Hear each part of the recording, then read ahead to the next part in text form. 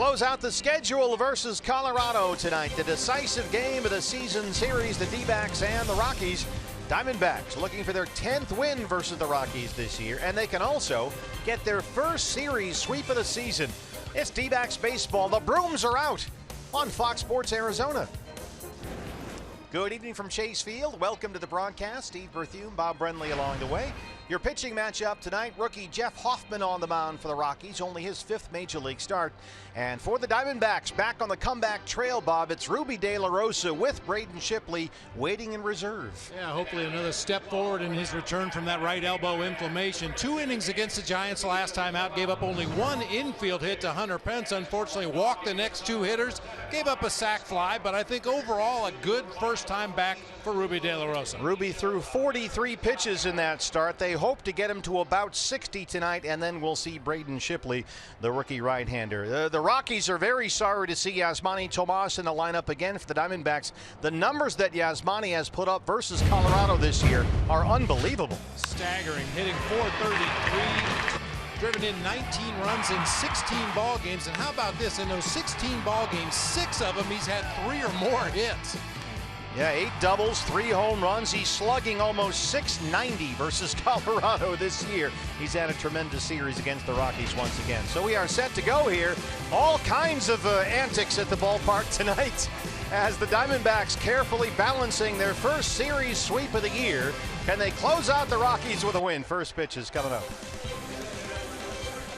Arizona Diamondbacks baseball on Fox Sports Arizona is brought to you by CenturyLink. Switch to CenturyLink Prism TV for an advanced TV experience. Learn more at cprismtv.com. By Jack in the Box. Taste the all-new Double Jack Burger today, only at Jack in the Box.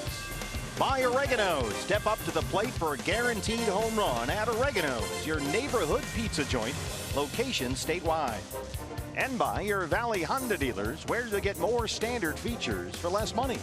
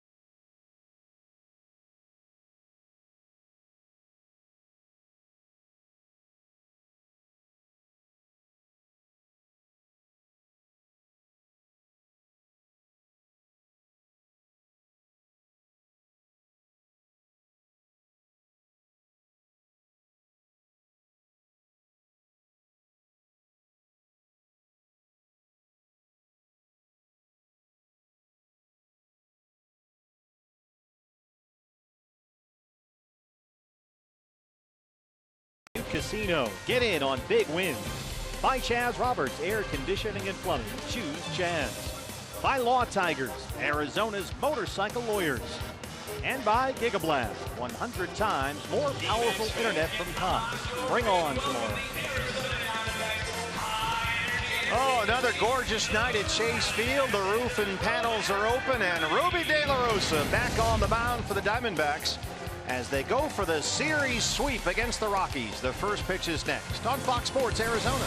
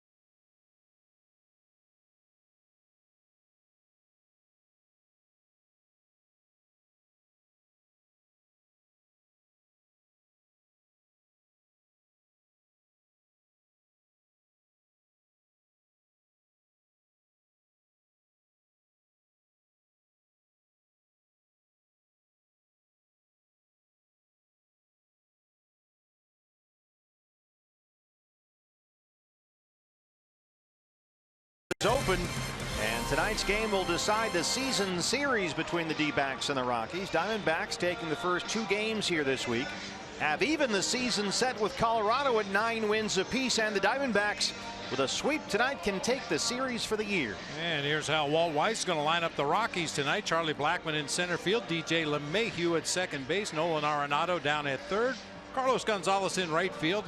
Couple of former D-backs back-to-back. Mark Reynolds at first base and Gerardo Parra in left field. Tommy Murphy doing the catching and Daniel Descalso at short, with the pitcher Jeff Hoffman on the mound. And your Arizona Ford starting pitcher for the Diamondbacks. Good to have him back out there. It's Ruby De La Rosa, who continues his recovery from right elbow inflammation. It was a UCL sprain that kept him out since the end of May. He started last Friday against the Giants and went just 2 innings as scheduled, and figures, Bob, to follow a similar plan here tonight. Yeah, hopefully keep his pitch count down. Last time out against the Giants, a 1-2-3 first inning, got quickly back into the dugout, then ran into some problems in the second with his command, which is not unexpected for a guy coming back from an inflamed right elbow.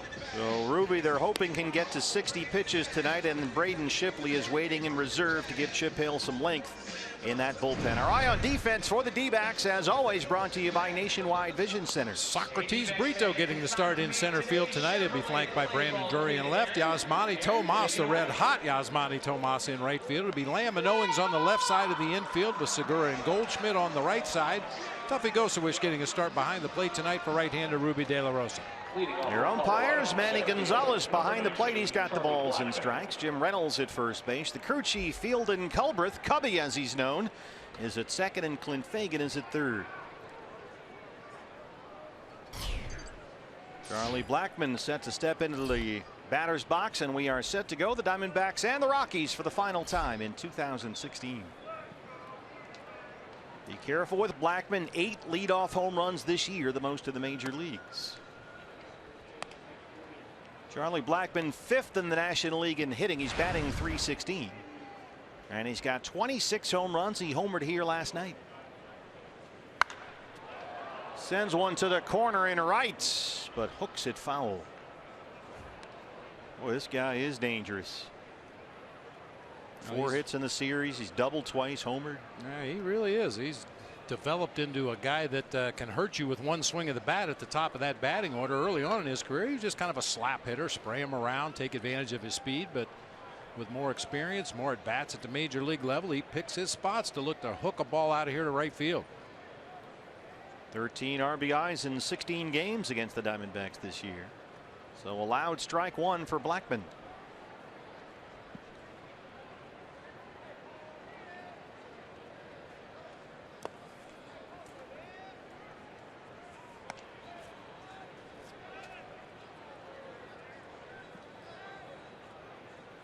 Ruby happy to be back last week, and it's certainly good to have him back out there again tonight. Just keep progressing and getting better and get some innings in before the end of the year. 2-2 now on Blackmon. This season series, 18 games combined between these two teams.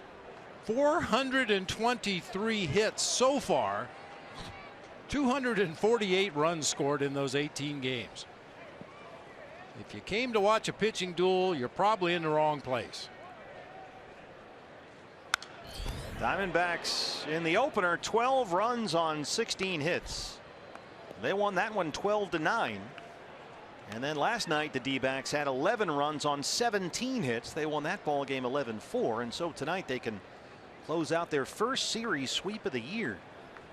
13th consecutive game against the Rockies where the Diamondbacks have recorded 10 or more hits. Broken bat roller is foul, says Jim Reynolds down there.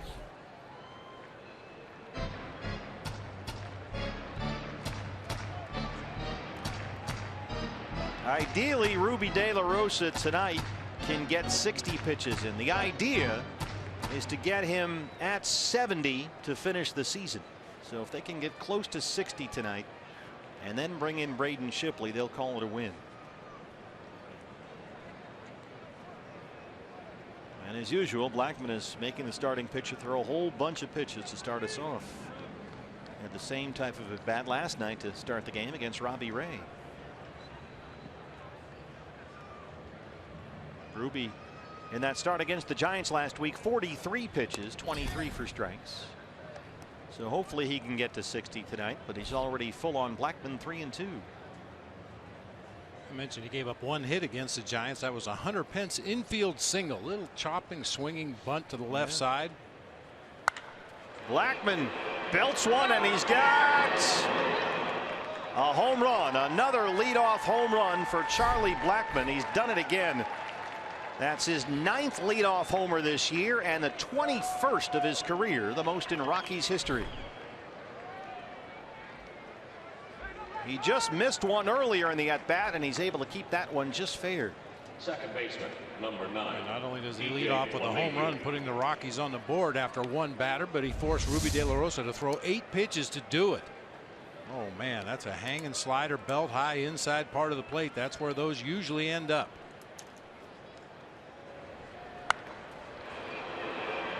Just inside the foul pole. Cleared the Rockies bullpen over there.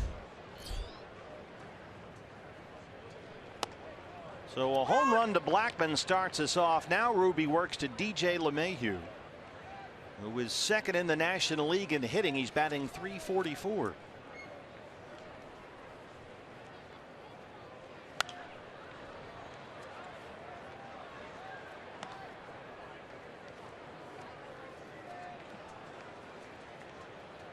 LeMahieu 10 home runs. He's got 3 hits in the series. He doubled and had an RBI last night.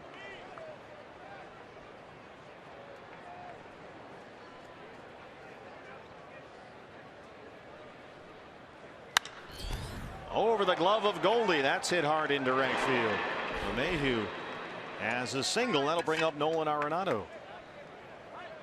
Time now, BB, for your Valley Honda dealers. Key to the game.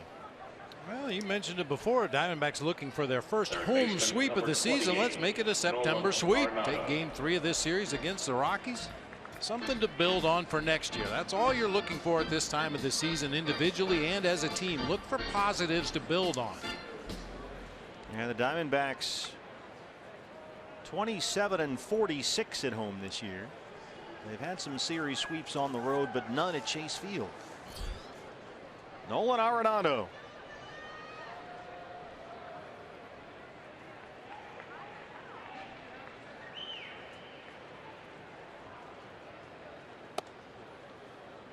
It goes without saying that that's something the Diamondbacks are really going to have to make a concerted effort to improve upon next year. The home record. I mean, God bless the Diamondbacks fans. They've come out in big numbers this summer. Maybe not so much tonight, but throughout the summer. Some full houses, and it seemed like every time we had a lot of fans in the stands, the Diamondbacks just weren't up to the task. Just waiting for something to cheer for.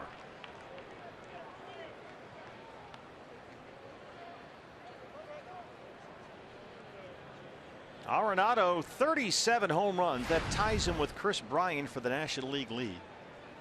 And 121 RBIs. That's the most in the majors. Carlos Gonzalez on deck. Ruby comes inside with a fastball, and it's 2-1. Arenado has 5 hits in the series. He tripled last night. He's knocked in 3 runs, and he scored 3 times.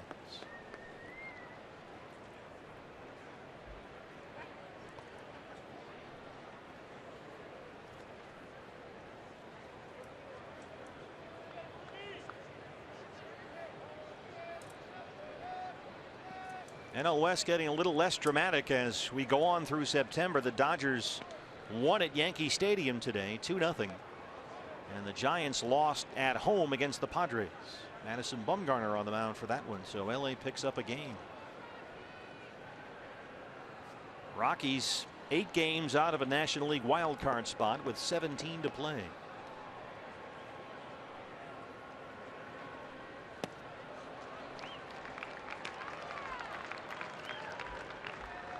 Two and 2 on Nolan Arenado.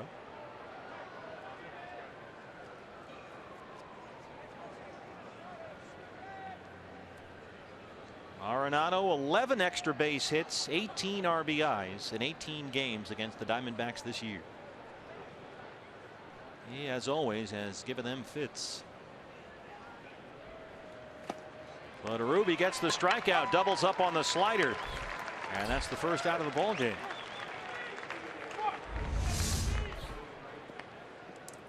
Good downward movement that time on the slider compared to the one that he hung to Charlie Blackmon. A lot better downward movement that time.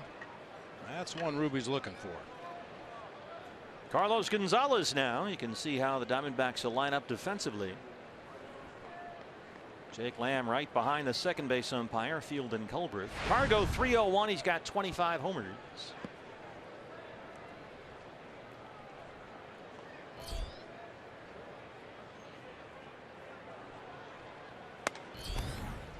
That's the pitch that Ruby really had trouble with last week. Just throwing that fastball. He looked a little rusty and had problems getting that fastball down. Yeah, left a lot of them up. At least the fastballs he's missed with so far have been height wise in the strike zone. Just needs to scoot it in on the corner a little bit more. Went back to the fastball, but now he's behind 2-0 on Gonzalez. Cargo had 4 hits Monday in the series opener. 3 of them were doubles. Just the second time in his career he's doubled 3 times in one game. He went hitless last night.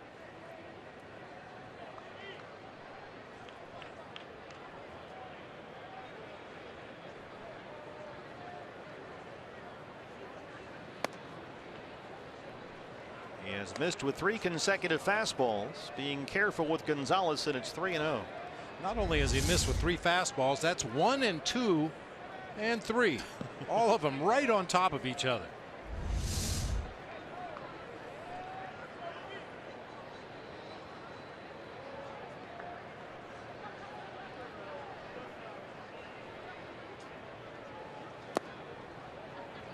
Four fastballs, 4 balls.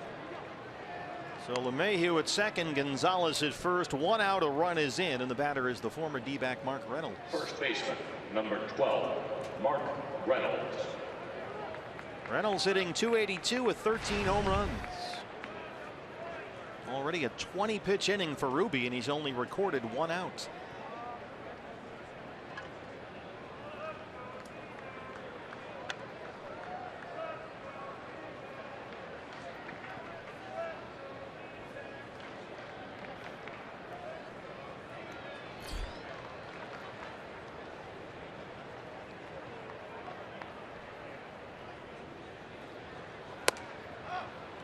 I'm always a little amazed when I look at the stat sheet and see that Mark Reynolds has only grounded into 6 double plays in 115 games this year. But then you remember he's got a lift swing, trying to get the ball in the air most of the time. A little more discipline in those 2-strike counts. We saw him take a 2-strike pitch to the opposite field last night for a base hit. And it's pointed out that he strikes out a lot, so doesn't always make contact, although he's been a more consistent hitter this year. Did not like that call at all from Manny Gonzalez on the De La Rosa slider. Watch Reynolds' reaction here. Front door slider. You can see why he reacted the way he did.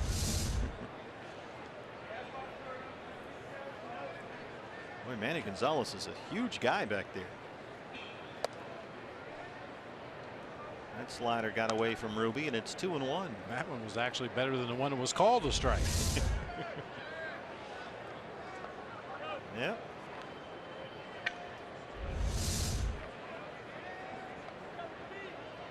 Phone rings in the Diamondback dugout. They don't want Ruby, coming off that elbow inflammation, to throw too many pitches in 1 inning. The target for the game is 60, but he's in the red zone right now. You got to take it easy and overload him in 1 long inning, and so the bullpen will get busy. 2-2. They like Braden Shipley to come in a clean inning, so they'll go to a reliever if they have to relieve Ruby in mid-inning, and Randall Delgado is quickly warming up.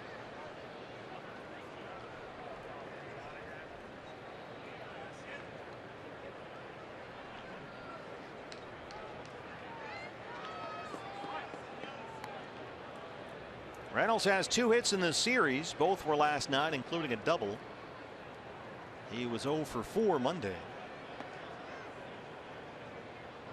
2 on, 1 out, 2-2. And that is hammered foul. And Jim Too Tall Tolar not quite tall enough for that one. Our Golden Glover down the left field line. There's Jim. And we're very happy to announce that Alan Bam Bam Bayham is in the right field corner tonight.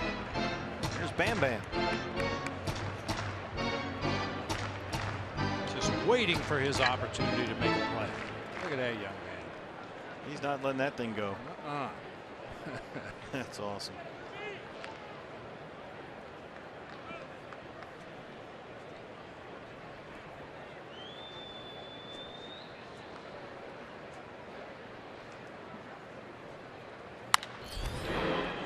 Goldie at first. Owings for 1, and that's it. LeMahieu in at third, and Reynolds reaches first. So Ruby got the ground ball he needed, but they couldn't quite turn 2 with it. Left fielder, and that'll bring up Gerardo Parra. Parra 257 and 6 homers. He hasn't played in a week. He's missed the Rockies' last 6 games. He's been troubled by a strained right hamstring. But back in there tonight playing left field. He's been playing a lot of first base lately. That's where we saw him when we were at Coors Field earlier on the last road trip.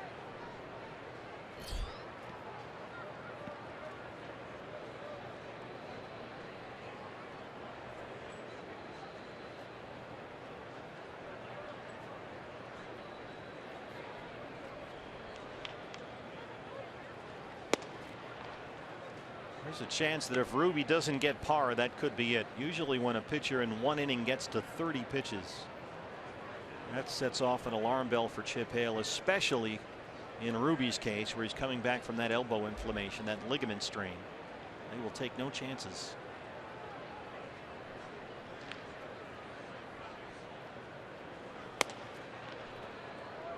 again, just has not been able to throw that fastball for strikes either in his previous outing or so far tonight.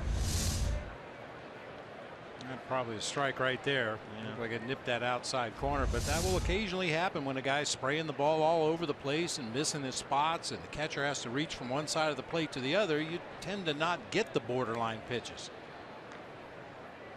2-0 on Parra. And again, a fastball is outside the strike zone, and it's 3-0.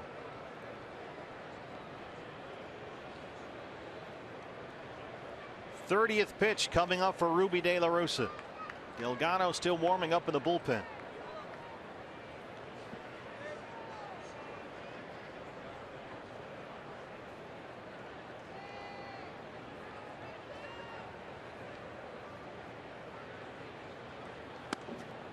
Taking all the way. That's a strike. 3-1.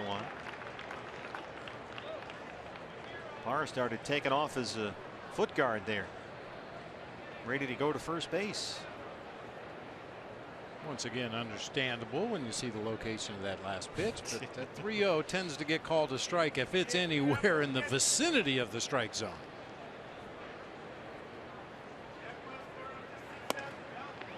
He walked and the bases are loaded. And let's see how long the leash is at this point. This is not what they want. Too many pitches in one inning, and that will be it.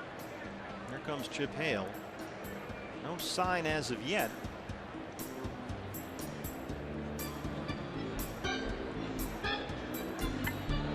I'm not sure what words Ruby De La Rosa could say to stay in this ball game. Yeah.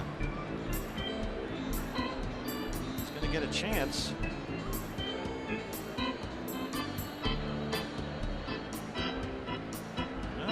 Chip's going to let him finish this one, or at least try to. The catcher Tom Murphy is the hitter. The base is loaded and 2 outs. Ruby's gone ball 1 to 5 of the 6 hitters he's faced. He's had a 2-0 or 2-1 count to 5 of 6 hitters. Ideally, pound that strike 1 in there to Tommy Murphy, get ahead in the count, and then those borderline pitches suddenly become a little more appetizing. So here we go with Murphy. You've got LeMahieu at third, Reynolds at second, and Parra at first. 2 outs. And Murphy the catcher. Oh, Tuffy tried to deke LeMahieu down there. I think. I'm not so sure. Or he just didn't know where the ball was. I think Tuffy might have deked himself that time. Caught that ball right up in the webbing, and sometimes you don't always feel it. Pretty good slider, first of all, right out there at the outside corner on the knees. And oh yeah, it's in there, Tuffy. It's in there.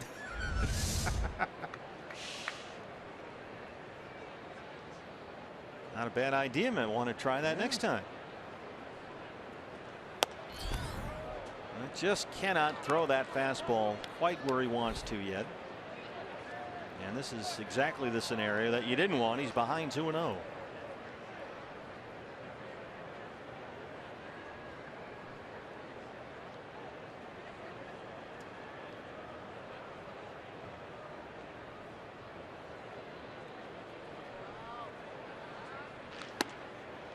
There's the strike. Any pitcher coming off any type of an arm injury where you have to back up and start your throwing program over as if you're getting ready for spring training, they'll tell you the last thing to come back is their command. We've seen good velocity from Ruby. He's had fastballs up to 96 in this game. He's thrown a couple of really good sliders, but the command just isn't quite there yet. Last week, 43 pitches, 23 strikes. And so the concern at this moment, not necessarily the pitch count, but the pitches in the 1 inning. This is a long one, even for a healthy pitcher. Last week against the Giants, gave up 1 hit, walked 2, had 3 strikeouts, and then gave way to Braden Shipley. 2-2 on Murphy.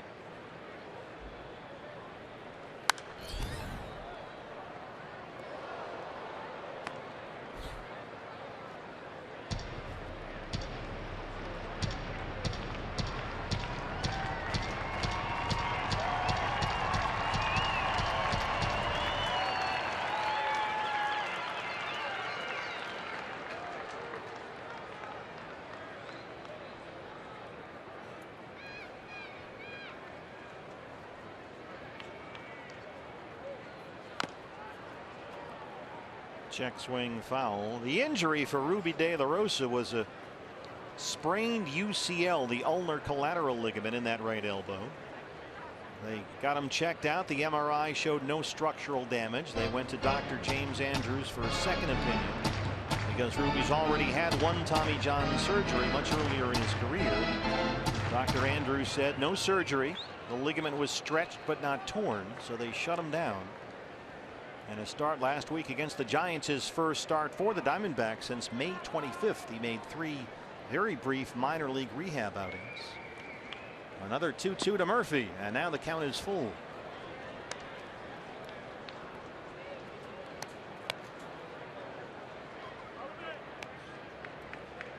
Well, Ruby got his opportunity to finish off this inning, but he's not been able to put Murphy away as of yet. So now with 2 outs and the bases full, here comes a pitch on 3-2.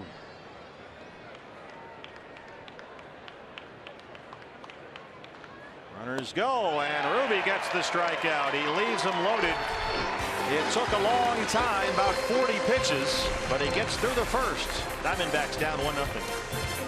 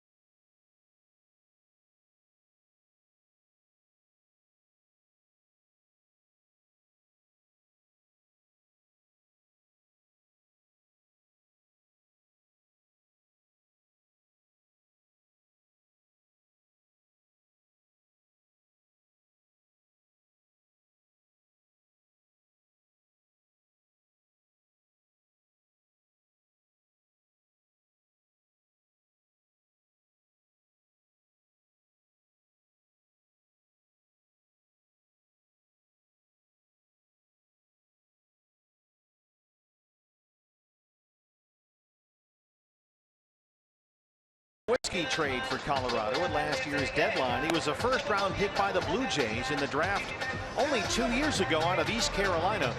He was the 9th overall selection in that draft, and now he's up in the big leagues with the Rockies, only his 5th major league start, and still looking for his first win. Yeah, they really like his stuff so far. It hasn't translated to big-time success at the major league level as a fastball, changeup, curveball combination. Leading off for the D-backs. All right-hander has the Braden Shipley goggles on out there on the mound. Well, speaking of goggles, let's put ours on and take a look at the Diamondbacks starting lineup tonight. Gene Segura leading it off. Chris Owings will bat second at shortstop. Paul Goldschmidt at first base. Jake Lamb at third. Yasmani Tomas out in right field with Drury in left. Brito in center. Gosewich doing the catching. And we'll see who hits in that 9 spot. Segura hit a home run in his first at bat last night. That one off Jorge De La Rosa. Gene, in fact, hit a couple of homers last night.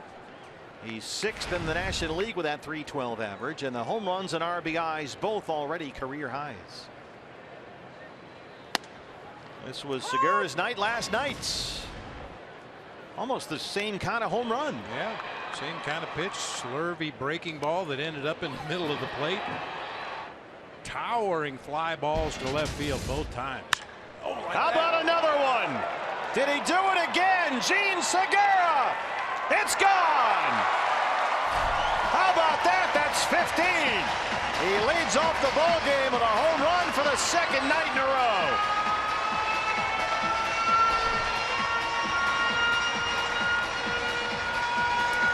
It only only took one batter for the Diamondbacks to answer. That's a jumbo jack, another one off the bat of Gene, the hitting machine.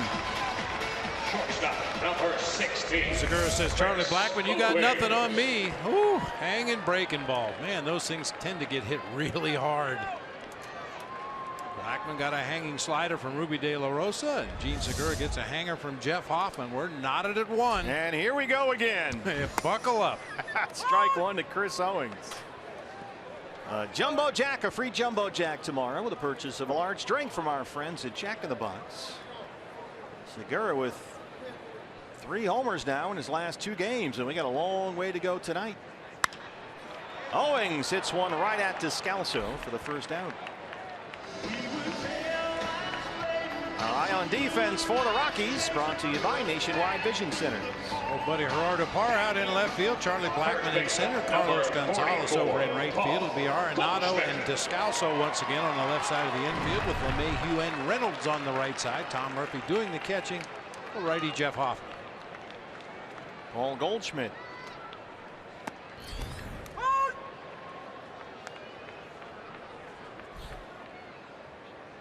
That was the 6th home run given up by Hoffman. This is only his 5th career start. Goldie hits a rocket. Boy, LeMahieu's got his Gold Glove ready.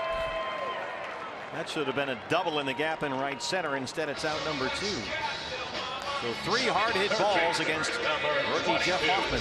Popping up. Home run and 2 screamers up the middle. One to short. This one to second.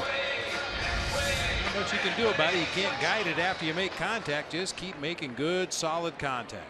Rockies will put the shift on here for Jake Lamb. The bat has looked a lot better lately, so Jake is back in the cleanup spot tonight. Wellington Castillo has the night off. First pitch curveball is strike 1. Jake hitting .261. He is second on the team with 28 home runs and leads the Diamondbacks with 88 RBIs.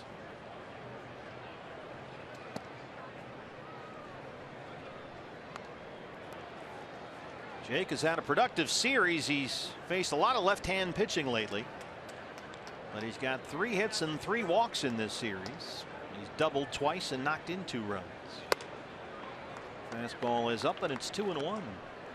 Leadoff homer for Gene Segura, number 6 on the season. The all-time single-season record for the D-backs was set back in '07 by Chris Young. He had 9 leadoff homers that season. And third place on the list is the guy playing left field right now for the Colorado Rockies, Gerardo Parra. Back in the 2013 season, had 5 leadoff homers.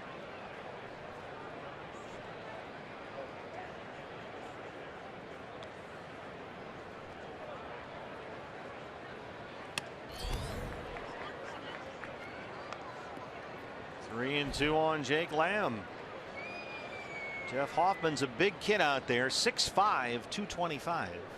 Kind of lanky. He's got some unusual motions with that leg that kind of uncorks right there. And Jake Lamb draws a 2-out walk. And here comes the Rockies' nemesis this year, as we pointed out at the top of the show. What a season it's been against Colorado pitching for Yasmani Tomas. For the year, he's hitting .270 and 29 homers. He's already got 7 hits and 7 RBIs in this series. He has doubled twice and homered, including his grand slam Monday.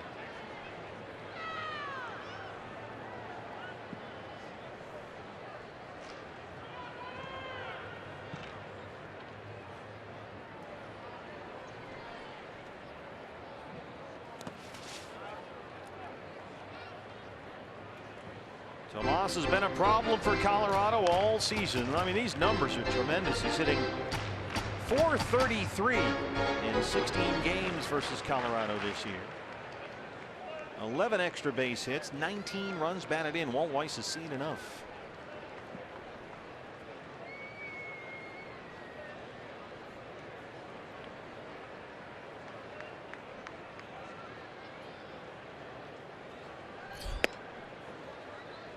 He's off that slider, and Yasmani's ahead 2-0. Let's see if Hoffman can hang one here. He's got a pretty good fastball, Jeff Hoffman. He's got 5 pitches, 4-seam and 2-seam. Curveball, slider, changeup.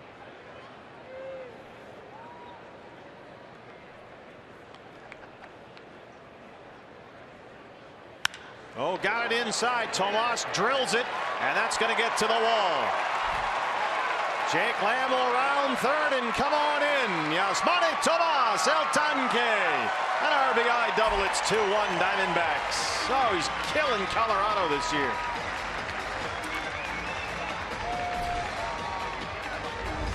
Somebody needs to make sure Yasmani Tomas doesn't get on the bus tonight with the Rockies when they leave town and try to slip into an opposing uniform tomorrow. He has absolutely killed this Rockies pitching staff this year.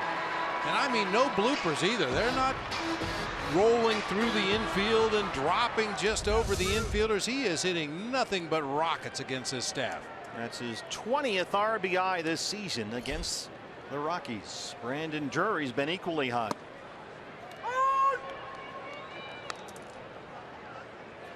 Brandon hitting .275 with 13 home runs. He has homered in 3 of his last 5 games.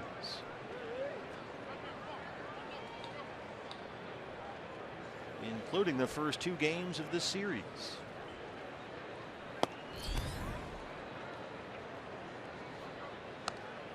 Five hits in this series, a double and 2 homers. He scored 4 times.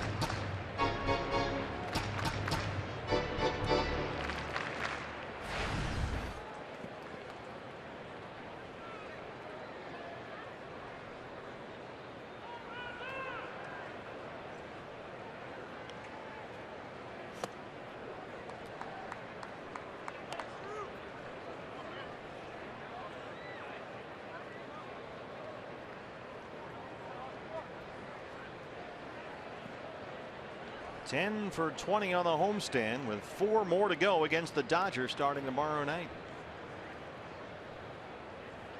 He's ahead, 2 balls and a strike.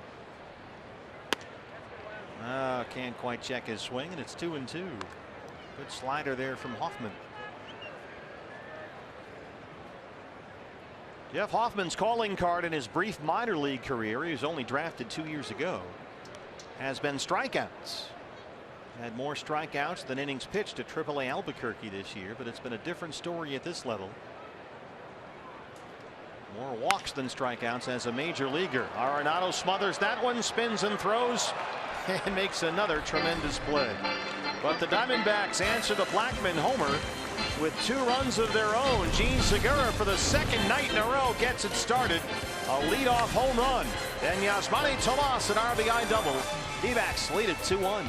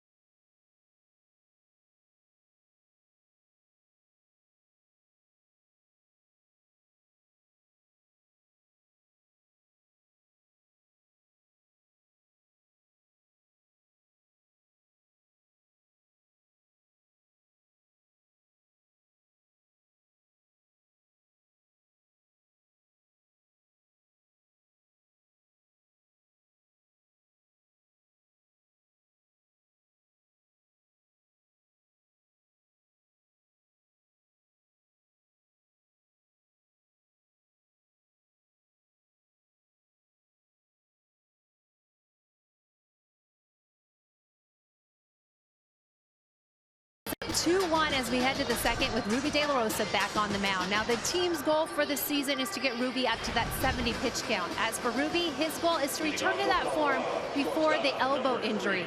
During his layoff, Ruby once again consulted with family friend Pedro Martinez, who told him to go out there and let loose, think less, and rely on just your natural instinct, trusting your stuff. Ruby told me it was very special for him to have an MLB great like Pedro believe in his stuff, and he hopes that will be his confidence boost out there tonight. Well, he and Pedro go way back, growing up in the Dominican Republic. Ruby grew up in the house that Pedro used to live in, actually, and so would often visit when he was back home.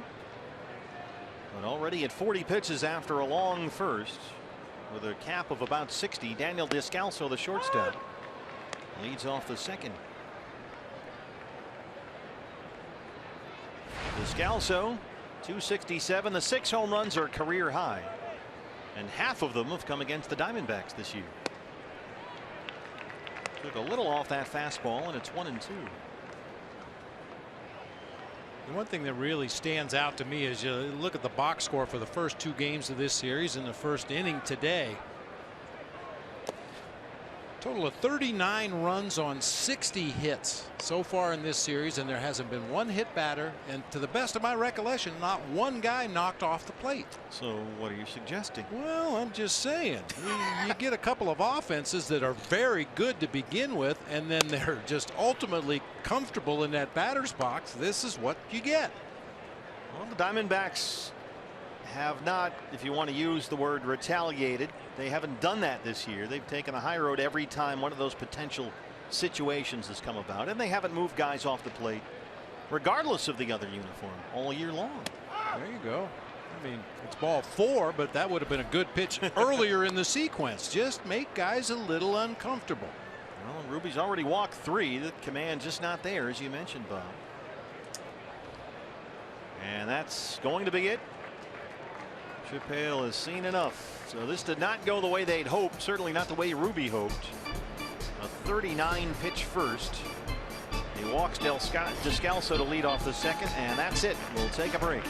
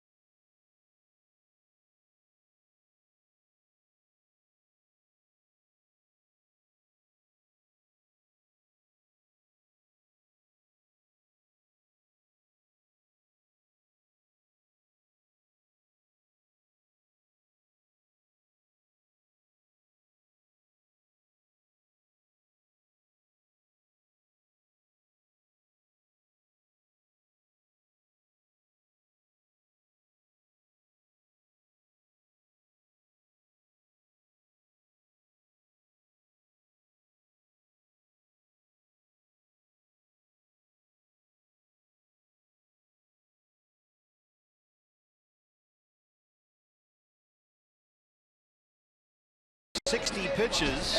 His night ends just a little over 40. Too many pitches too soon for Ruby, who walked Daniel Descalso to lead off the second, his 3rd walk of the ball game. And so here's Randall Delgado, your Arizona Federal Credit Union pitching change. This is appearance number 70 for Randall.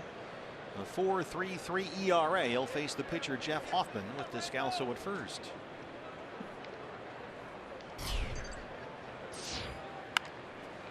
Good bunt by the rookie. Delgado takes the out at first. They move Descalso along, and that's the first out in the second. Randall has given up a run on 2 hits in each of his last 2 appearances, Sunday against the Giants and then Monday in the series opener against these Rockies.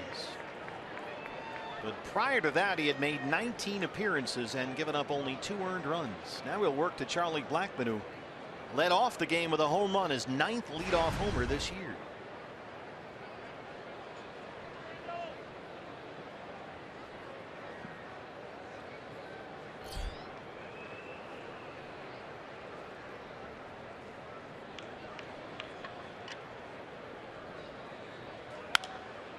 Blackmon led off the game against Ruby, just missed a home run that went foul, and then later in the at-bat he kept one fair. Yeah, line drive right down that right field line over the bullpen. 21 career leadoff home runs, a Rockies record.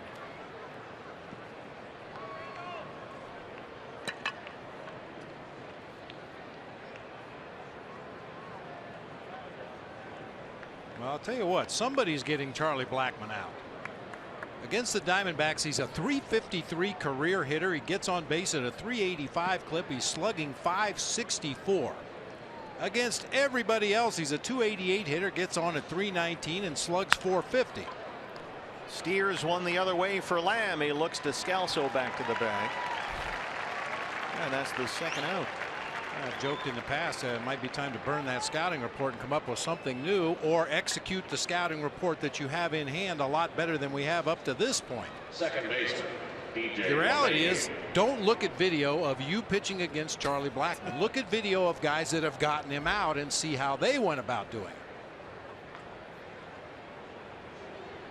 I had one Hall of Fame player, a hitter, tell me that he would never look at video of him doing poorly.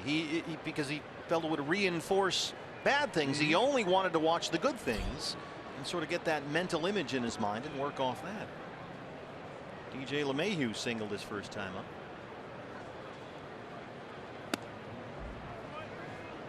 I've told the story many times in the past, playing for the Giants. They were, very cutting edge when it came to sports psychology and relaxation techniques and so forth and so on. And one of the things we had was a sensory deprivation tank. Oh, you're in the tank, huh? Yeah, and our video guy would make a video of just one perfect swing after another that you had taken. And some guys, it took a long time to find that perfect swing, but once you found it, they just put it on a loop, and you'd get in this sensory deprivation tank. The water was 98.6 and pitch black except for the screen, and you would just watch yourself taking perfect swing after perfect swing after perfect swing. In theory. The whole team hypnotizing itself. Well, how did it work?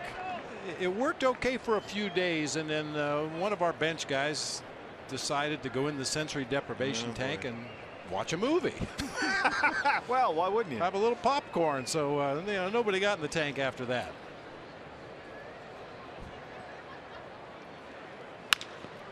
A bouncer to shortstop. Chris Owings is there.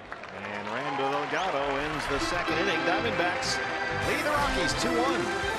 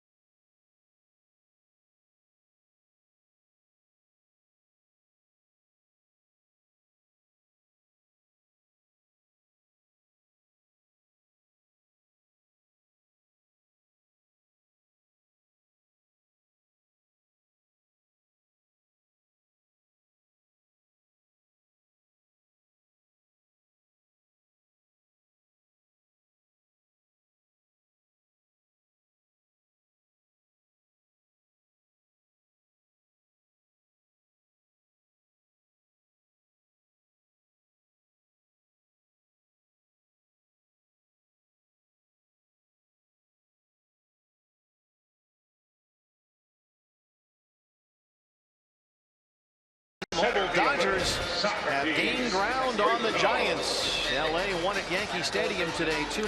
Clayton Kershaw started that game, went 5 innings, gave up only 1 hit, no walks, had 5 strikeouts. And in the meantime, the Giants, in a game they had to have, lost at home to the Padres. Boy, the Yankees, I believe it was Michael Pineda, with the bases loaded, got a tapper back to the mound and threw it over the catcher all the way to the backstop. Socrates Brito leads off the second against rookie Jeff Hoffman, making just his 5th major league start. Socrates 183 and 3 home runs. He grounded out in his only at bat of the series Monday. Curveball is strike 2, and quickly it's 0-2 on Brito.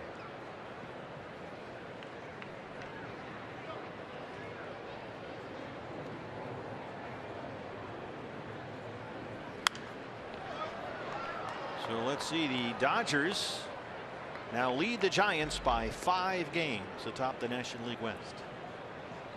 You ready to call it yet? Oh, no. All right. Can't do that. You only got about 16, 17 to play. Dodgers are in here for 4 starting tomorrow. They're on an airplane right now as Brito grounds out.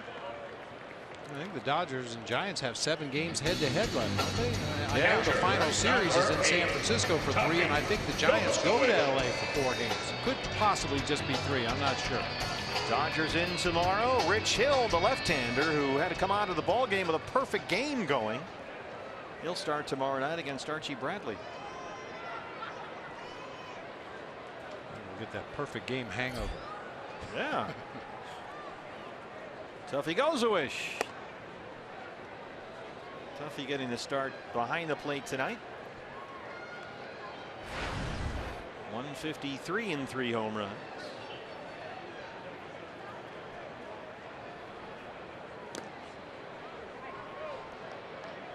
He didn't go. That's Jim Reynolds there. 2-0 on Tuffy. Tuffy 0 for 2 with a walk the last time he started. That was Saturday against the Giants. And he is in a 1 for 23 at the plate right now over his last 9 games.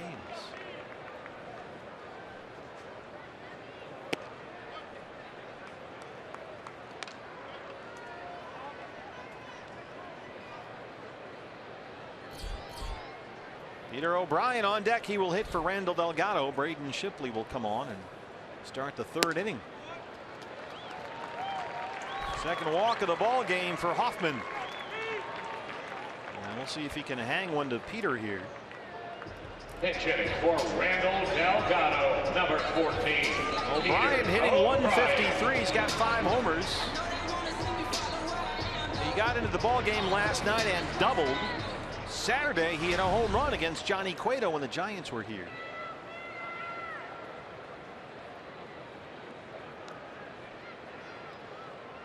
So O'Brien will hit for Delgado, who is on in relief of De La Rosa. Here's Peter against Cueto.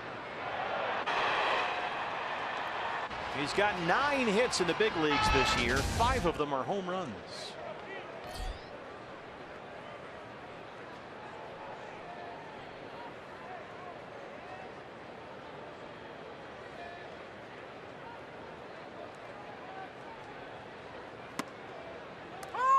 Fastball is strike 1.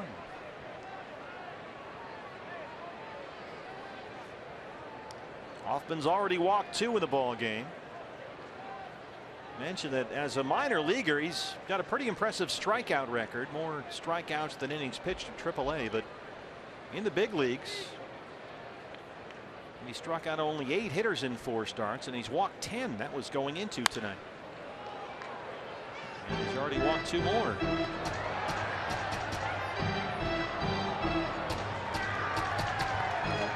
One of the things that Walt Weiss has observed about the rookie right-hander Hoffman. He wants to see him get into better counts. He's been behind on a lot of these big league hitters, but ahead of O'Brien 0-2.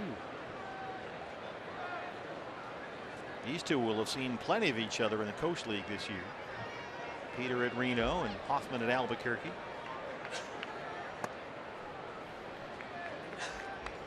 Because they believe that this kid Hoffman, who was the 9th pick in the draft just 2 years ago out of East Carolina, has got the weapons to be really good. He just has to command his stuff better. And Hoffman even admitted in his last start against the Padres, when he had to be pulled in the third inning, it seemed like he was 2-0 to pretty much everybody. Worked himself into trouble and couldn't get out of it.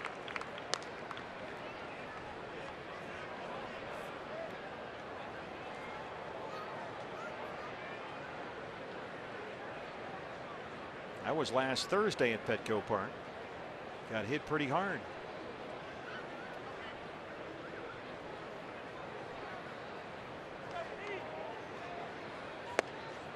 Big cut at that curveball, and Peter strikes out. First strikeout for the rookie Hoffman. Second baseman, Gene Segura. A good 12-6 curveball there. Threw it on the inside part of the plate. I'm not so sure that's where he wanted it, but got the desired result, a swing and a miss from Peter O'Brien. Gene Segura homered to lead off the ball game for the Diamondbacks. Second night in a row he's done that.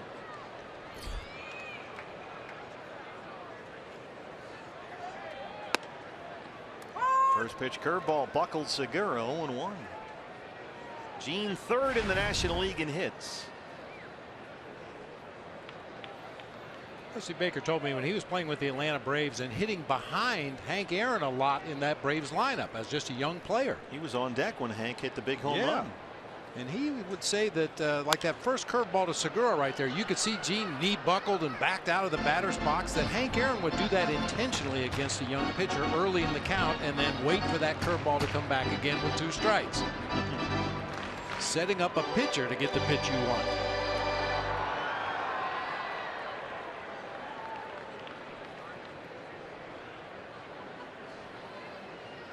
It's all in the sales pitch.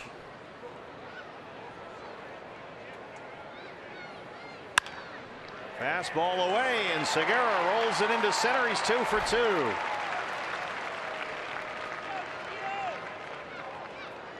Boy, every time you think Gene Segura is getting tired or he's got to come back down to earth a little bit, here comes the spiral. We have the occasional 4 for 28, 4 for 30 skid. Every time he gets to that point, suddenly you can't get him out. And he was on one of those little valleys before, but now he's peaking again. Trying to get a 200 hit season. Chris Owings. He's got Tuffy at second, Segura at first, and 2 outs. Lined one to shortstop his first time up.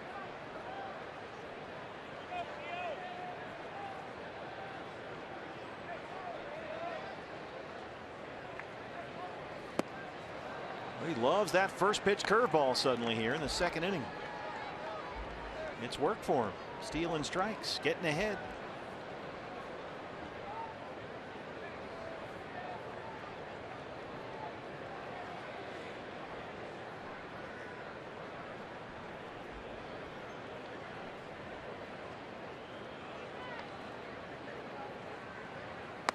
Goes back to the curveball and gets ahead 0-2.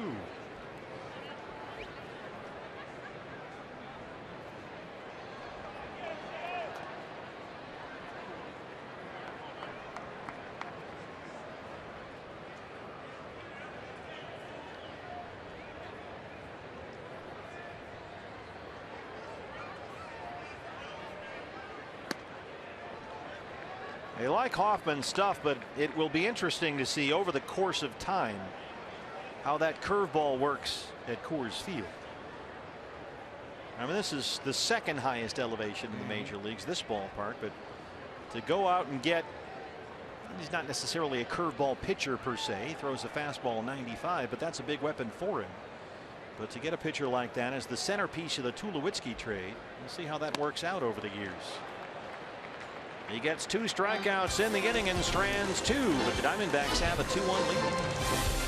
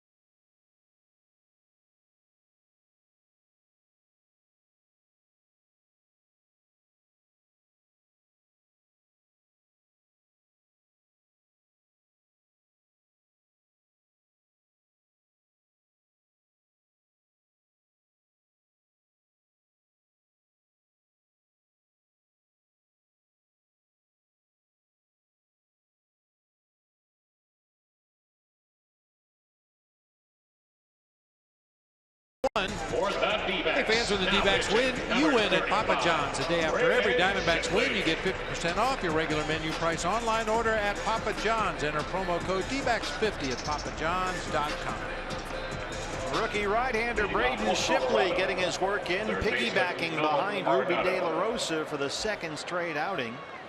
Braden came on to start the third last Friday against the Giants after Ruby worked the first two as scheduled. Gave up 3 runs on 6 hits in 3 2/3. He also walked 2. His 10th major league appearance. Nolan Arenado leads off the Rockies' third. Arenado struck out against Ruby his first time up.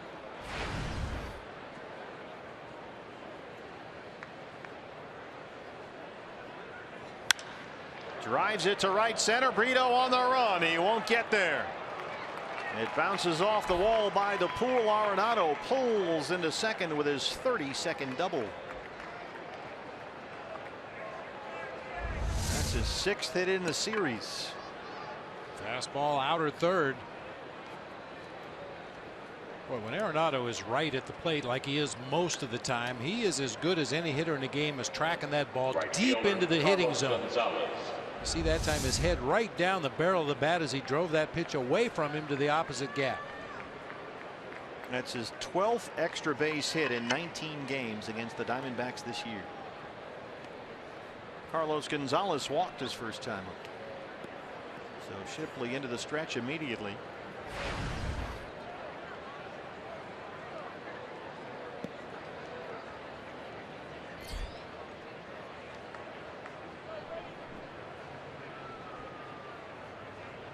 D-backs have the shift on for Cargo, who looks at ball 1. Braden Shipley has been told he should still be ready to pitch every 5 days, just as he would when he's been a starting pitcher. The schedule is essentially the same, but it's just that he'll begin the game sometime in the early innings like he has the last 2 nights.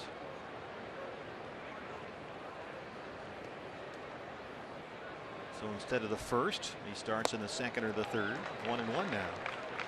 And Braden's been great about it. He says he's open for anything as long as he's pitching and helping the team win ball games. That's all that matters. And he'll pitch as long as he can each time out, just as if he had started the ball game. But it is definitely a little adjustment. He only made 1 relief appearance his entire minor league career, so he's been a starter. So this is something that's very different for him. Cargo sends one out of here. Oh, Brito! Socrates Brito ran it down. That's my bet. I thought that was gone. Cargo got a hold of one and drove it to the deepest part of the ballpark, but it died just shy of the pool. Yeah, it just didn't sound like he caught it pure. He hit it a long way, no question about it. He's capable of doing that even when he mishits the ball. But Brito right up against the barrier makes a catch out there in deep right center field. Just enough room as Arenado tags and heads for third. That'll bring up Mark Reynolds, the first baseman. Infield will come in for the Diamondbacks.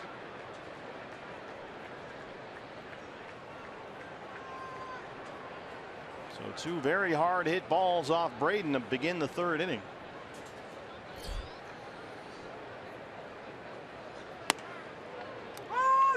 Curveball is strike 1. This is where you would love one of those Mark Reynolds patented strikeouts. 110 punchouts this season in 115 games.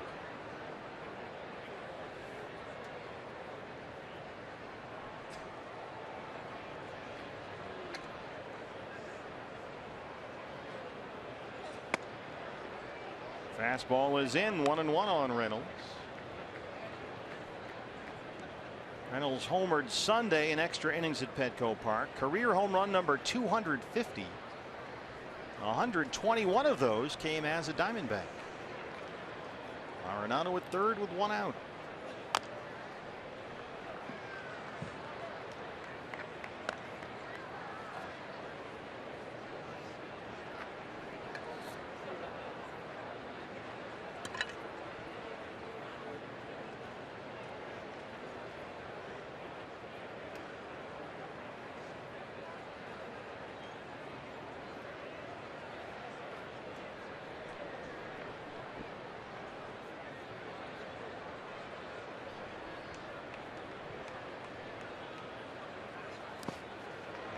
there you go. He waves at one, and Shipley gets his first strikeout, 2 down. Good sharp breaking curveball that time. Starts it pretty much right in the middle of the strike zone, and then just bottoms out. Tuffy right there to block it, keep it in front. Fielder, Gerardo Parra. 2 down for Parra, who walked his first time up against Ruby De La Rosa. Always a fan favorite during his time here. Got a 3-year free agent contract with Colorado this winter. Made about $28 million. 6 seasons with the Diamondbacks. Won a couple of Gold Gloves.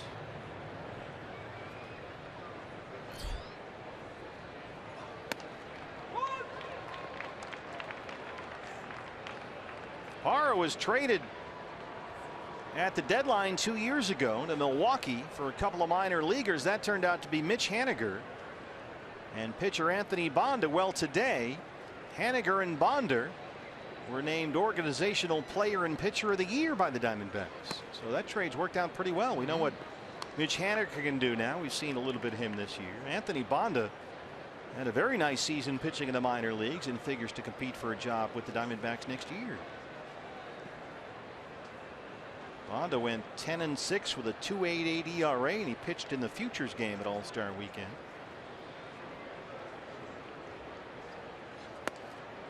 So it's funny when you hear these trades. They traded so-and-so for a couple of minor leaguers, and now 2 years later you get a much better sense of how that trade might work out.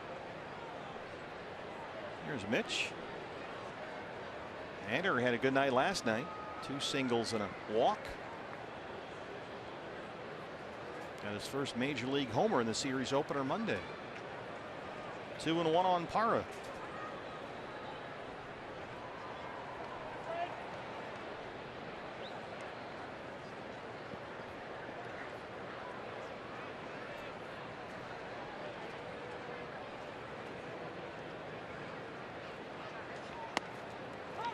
That's an unusual deal when you get your pitcher of the year and your player of the year in the minor leagues in the same trade. Yeah, that is very odd.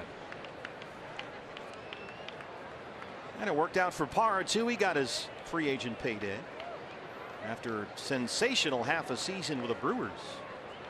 He was the best hitter in the National League for about 3-4 months last year. Wound up in Baltimore, then hit the free agent market. There's no question Gerardo Parra's had his offensive moments or months, however you want to look at it, but my lasting memory of him is going to be that throwing arm from the outfield. He used to bait runners into trying to take an extra 90 feet and then throw them out by about 30 feet. And he just seemed to enjoy doing that so much. That was what kind of made it fun.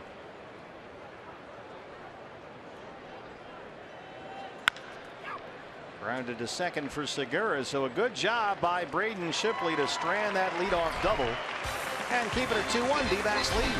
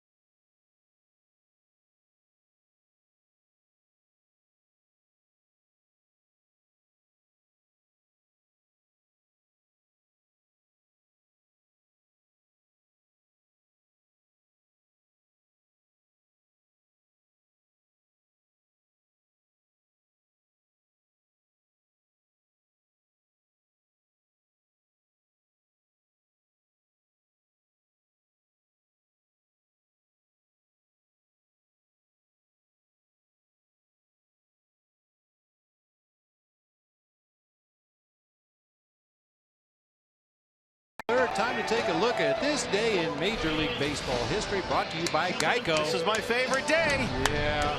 What a day it was. A ham-handed catcher forced to play third base. 4 errors in 1 inning against the Atlanta Braves. 2 on 1 play. 2 on 1 play. Not many guys can do that.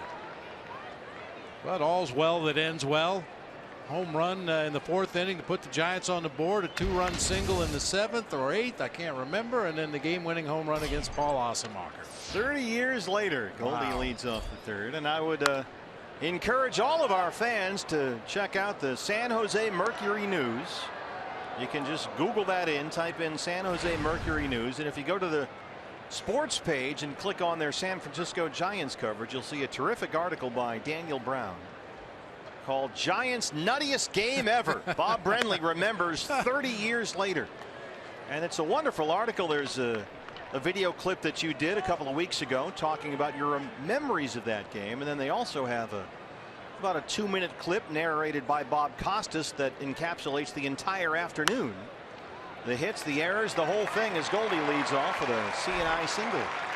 So check out San Jose Mercury News online today. And as you said, that day has lived on whether I want it or not.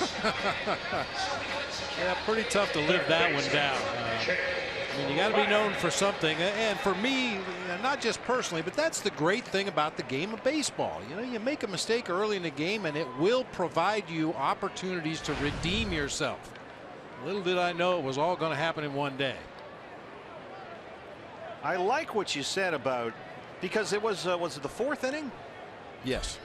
So it was relatively early in the game, and I thought it was interesting that you said, knowing Roger Craig the way I did, he was going to leave me in there, hell or high water, to give me the chance for something good to happen so I could sort of erase that memory or fix it, and he did. Yeah. Sure enough, it all worked out. Yeah, Roger was one of the most positive guys I've ever been around in the game. He was always expecting something good to happen.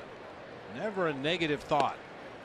September 14th, 1986. He had come on board at the end of the 1985 season when we were in the midst of a 100-loss season, the only 100-loss season in Giants history.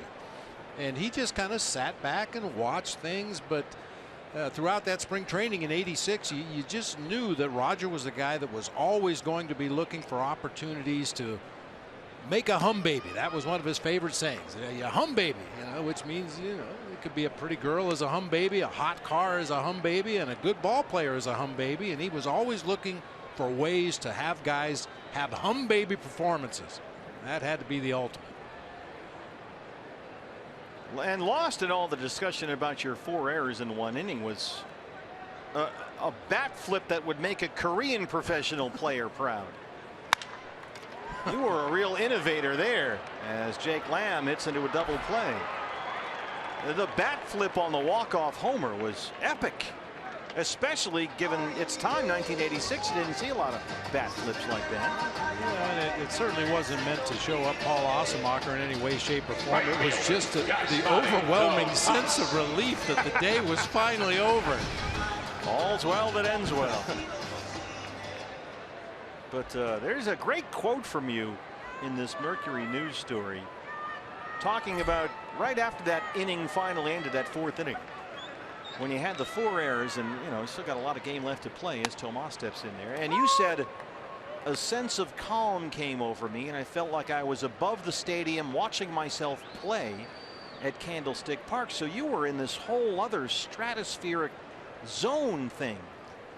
Yeah, you hear basketball players talk about it at times when they hit nothing but net, shot after shot after shot, or a golfer that makes every putt. He can see the line as he stands over his putt. And for one of the rare times in my career, I felt that way. I felt like the ball was floating up to home plate. Well, Hoffman gets a double play and a strikeout to end the 3rd. Will float into the 4th. It's 2-1 D-backs.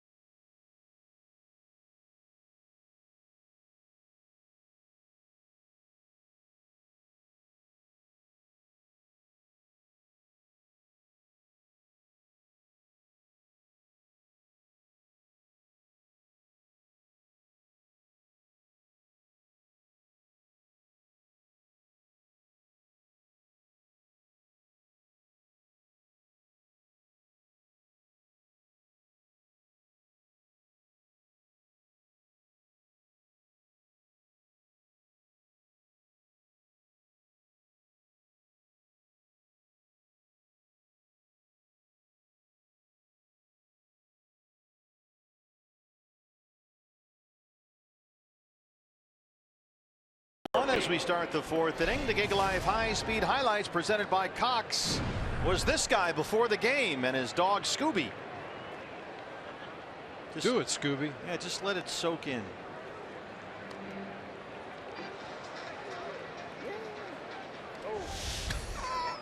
Scooby's very talented. Apparently. Tom Murphy.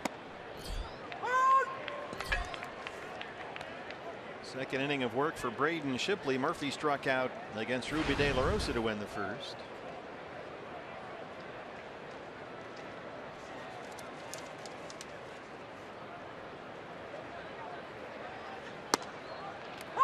That guy, I'm told, was on America's Got Talent, which I believe is a show. Sounds like a show. Yeah, doesn't it? And we saw the talent. Is that the one where Trump fires people? I don't think so. Apprentice. Yeah, I'm okay. told, yeah. Figures that Phil Mollica would watch that.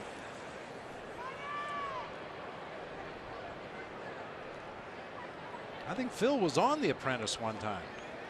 He was thrown off in disgrace. Yeah, he got voted off the island first episode. Is that show where they're on the island? I think they're all kind of the same. Yeah. It's hard to keep track. 2-2. Phil was a star of Jersey Shore for many years. That was on the MTV. In between showing the Money for Nothing video, they would show that. Second strikeout for Shipley. I've been handed a card by our semi-reliable staff that tells me that a gentleman named Tape Face was in the finals this year of that particular show. Pardon me? Yes, indeed. Tape Face. Tape Face? America's Got Talent. Oh, I can imagine. I'm afraid to ask, what was Tape Face's talent? I don't know. The ability to make tape stick to his face. The ability to kill whatever's left of our culture.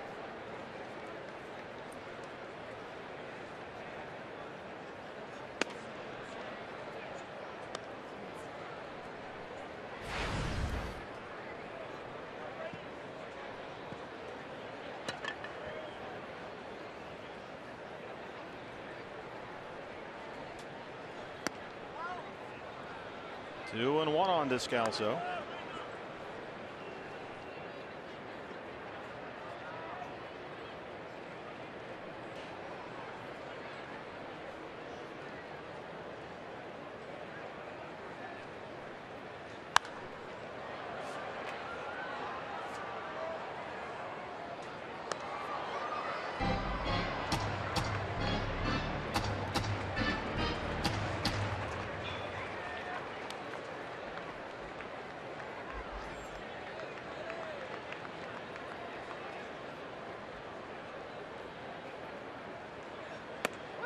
Called strike three. Braden Shipley starting to get the hang of this relieving thing.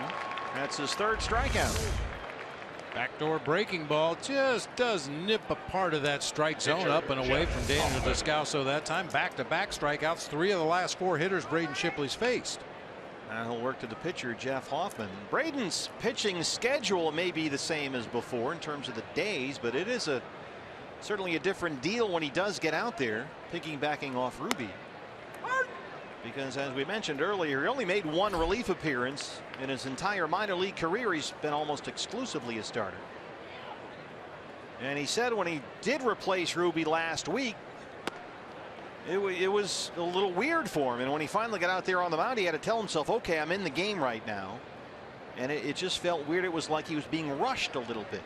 And I imagine as you prepare for a game as a starter, well, you got all day. But when you're a reliever, it's, hey, get in there. So it's quite an adjustment for him. But he works a 1, 2, 3, 4th with 2 strikeouts. It's 2-1 Diamondbacks.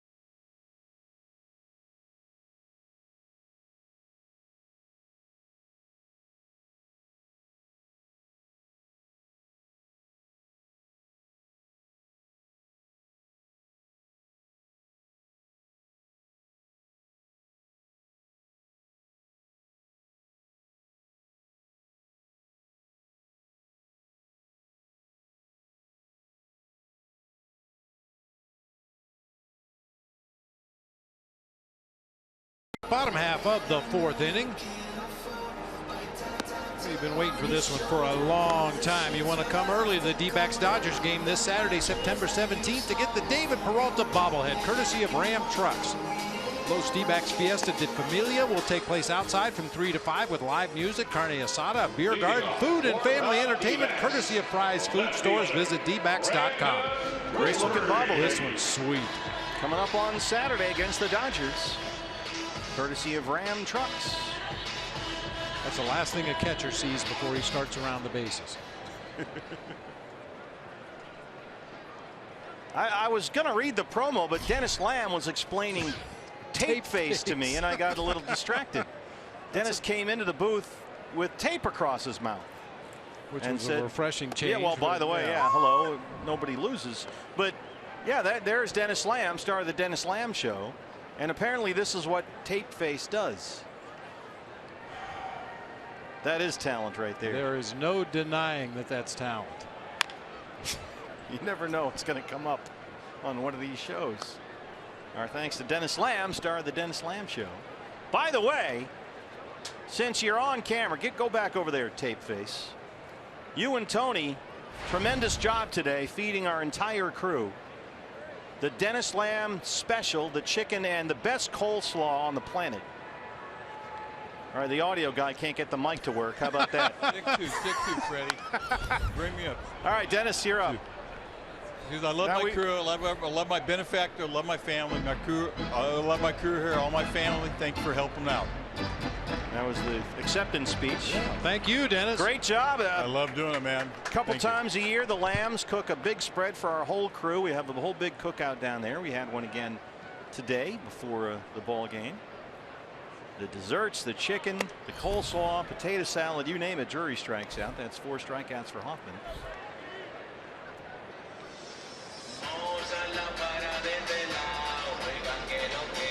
Center fielder, Socrates. We're taping him back up now. That's why you can't hear Dennis. Socrates Brito grounded out his first time, getting the start tonight in center field. It's a whole big spread down there, man. Everybody sits around. We get to chat and hang out for a while, eat a great meal, go out and do the game. Dennis and Tony work on that for days beforehand. It's a whole big deal of production. It takes 3 days to get all that food ready. I went over there, and Kevin and Ralph Kelso had pretty much eaten all of it. Sparks flying off the silverware.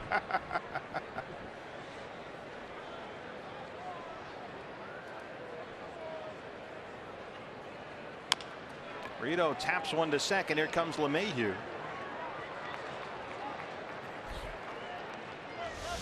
There they are, Dennis and Tony Lamb serving up the food. That giveaway barbecue apron from earlier this summer came in real handy. Our thanks to the Lambs, who, as always, took great care of us.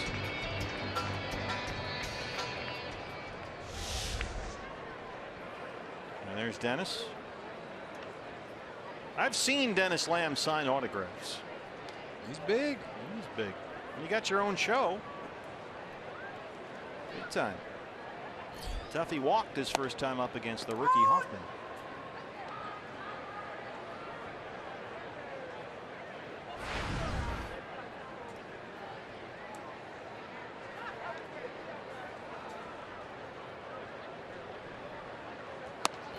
Braden Shipley's done a nice job in relief.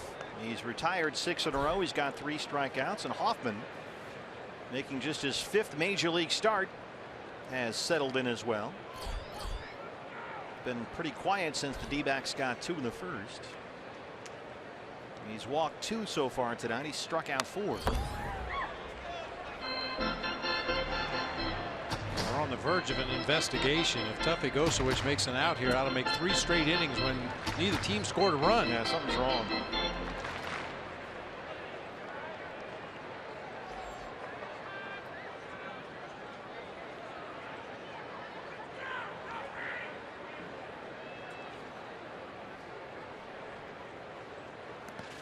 This will be, if it stays like this, by far Hoffman's best performance. He made his major league debut August 20th at Coors Field against the Cubs. Talk about a tough landing. The Cubs at Coors. Go get him, kid. And he got hit pretty hard. 7 runs, 7 hits. He lasted only 4 innings. Pitched a little better his next time out at Washington, but walked 4 in that ball game. Saw some progress in start number 3 against the Dodgers at the end of last month. 2 runs on 3 hits in 5, but then another loss his last time out Thursday at San Diego when he had to come out of the ball game in the 3rd. He was hit pretty hard. A bumpy first tonight, but since then he's pitched well. And he strikes out Tuffy with a hard fastball. There's that mid-90s velocity.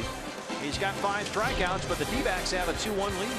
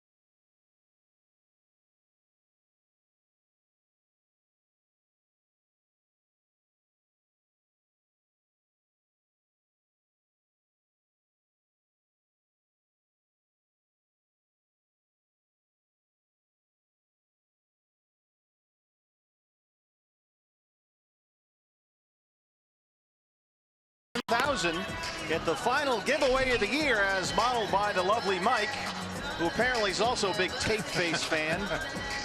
The D-backs beer stein on Saturday, October 1st. It's courtesy of Budweiser. D-backs will take on the Padres at 5:10 start, so get your tickets and your beer stein at dbacks.com. You've never sounded better. The beer stein is not defective. I can't say the same for Mike.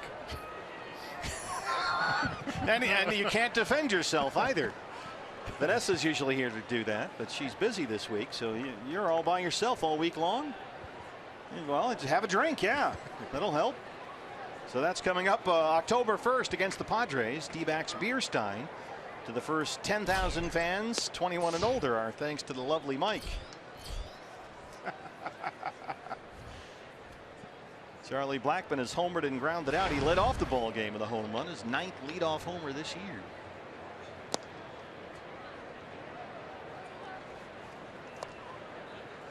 Got beer steins, bobbleheads coming up. Still a lot going on here at the ballpark, and a lot going on. 4 games against the Dodgers starting tomorrow night. Archie Bradley against Rich Hill. Zach Greinke and Kenta Maeda on Friday. Shelby Miller and Bud Norris Saturday, then Robbie Ray and Jose De Leon on Sunday. And then after that, only 3 more home games left this year, the final 3 of the season against the Padres. So Archie gets the baseball tomorrow night against lefty Rich Hill. Good change-ups and curveballs tonight from Braden Shipley. Those have been 2 good pitches for him. Boy, and how nice would it be to let some air out of the parade floats of the Dodgers? Oh, don't get me started. Oh, man. They got a 5-game lead on the Giants now.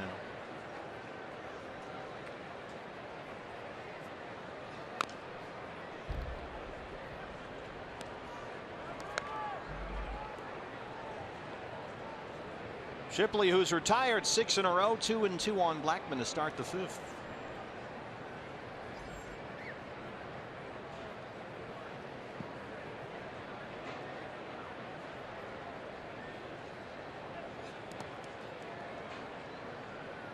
Spikes a changeup. Full a lot count. of fun to stop the Dodgers' march to the postseason, but not nearly as much fun as it used to be with Tommy Lasorda at the helm. Well, you could see Tommy changing colors over in that opposing dugout. I thought he was always Dodger blue. Oh, please. His face would get beat red over there if his team was trailing late.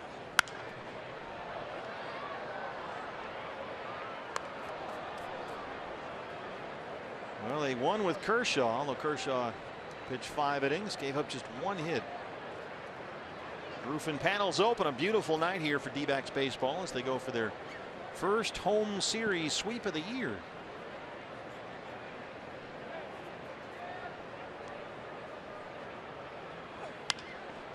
Boy, this guy's a tough out. Just wears you out. Having a big second half. He's hitting .325 with 15 home runs since the All-Star break. And look at this. He's already seen, what, 18 pitches in less than 3 at-bats.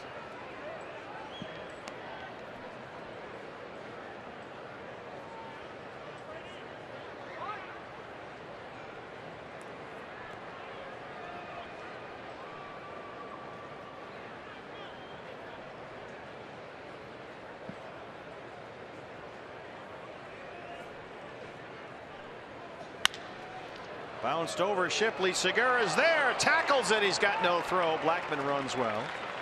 An infield single for the Rockies center fielder. What great effort by Gene. I mean, he was absolutely running flat out as hard as he could go up the middle of the field just to get to that ball. And when he bent over to make the play, just lost his balance and tumbled forward.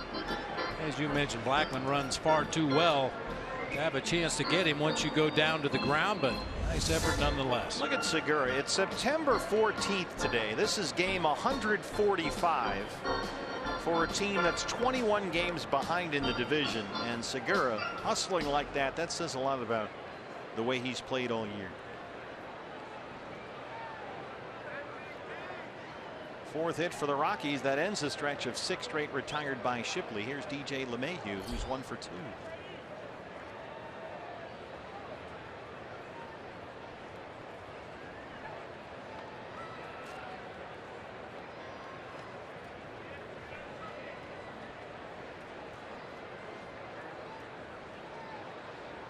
LeMahieu right behind Gene Segura on the National League hits list. He's 4th. Segura is 3rd. And LeMahieu has now reached base safely in a career high 31 straight games. He singled in the first. Good curveball from Shipley, and it's 0-1.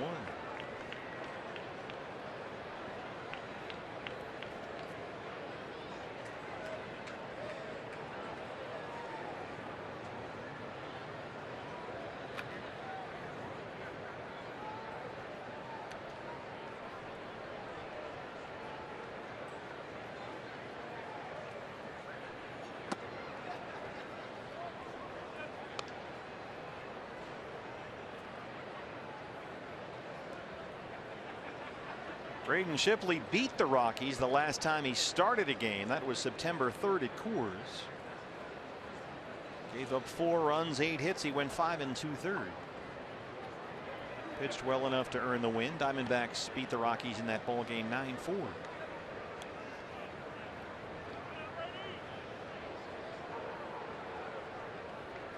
for that double play ball right here off the bat of LeMahieu. He's bounced into 18 double plays this year.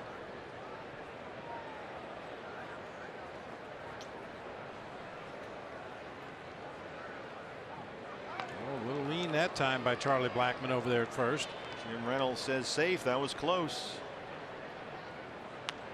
In there by a whisker. So he was safe by a mile. Yeah, exactly.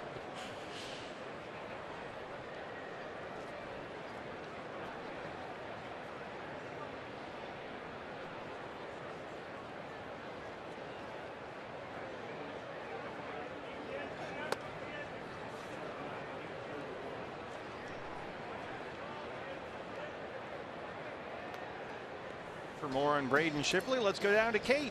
Well, you guys mentioned how Braden said he felt a little rushed coming out of the pen in that last piggyback start. He obviously has been groomed as a starter, and he said he really misses that routine. As you mentioned, he's very established in that routine, as starters are, used to coming here, stretching out with the trainers, doing his long toss, coming out from the dugout to the mound. Things like that. And although those were all physical, he said it was more of a mental shift he had to make tonight. But after knowing what to expect with the last one, he was expecting better results tonight. He's looked good so far. Went to that hard changeup, and it's 3-1 on LeMahieu.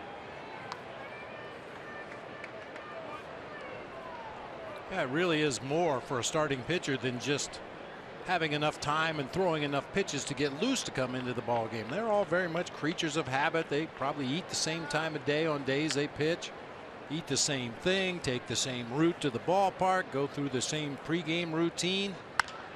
Double play ball. Owings, Segura for one, and they roll it. There you go, Braden. 6-4-3, 2 down. We have seen him several times this year be a very impressive ground ball pitcher. He gets 2 outs here. Third baseman. Wasn't sure they'd be able to turn that double play. Wasn't hit particularly hard, but quick release by CO and an explosive throw over to first base by Gene Segura to get that double play. Sometimes Shipley has relied on the strikeouts with that curveball changeup. Other times he's been a very effective ground ball pitcher. Arenado doubled against Braden Shipley to lead off the third. D-backs will put 3 infielders on the left-hand side.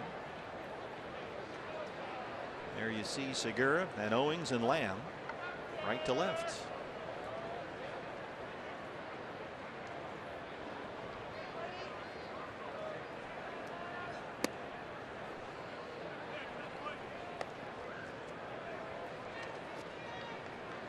Well, I'll be glad we won't have to face this guy anymore this year. What a season he's had. He's a lot of fun to watch, but boy, has he done damage against the Diamondbacks. Oh. And the damage continues. He dunks it into left center. Arenado, 19 games against the D-backs this year. 12 extra base hits and 18 RBIs. 4 homers. Right fielder Carlos. And he's over there at first base again, talking to Goldie like he has been most of the series. There's Cargo, who has walked and flied out. And now they'll move the shift to the other side of the infield. Lamb behind second base umpire Field and Culbreth.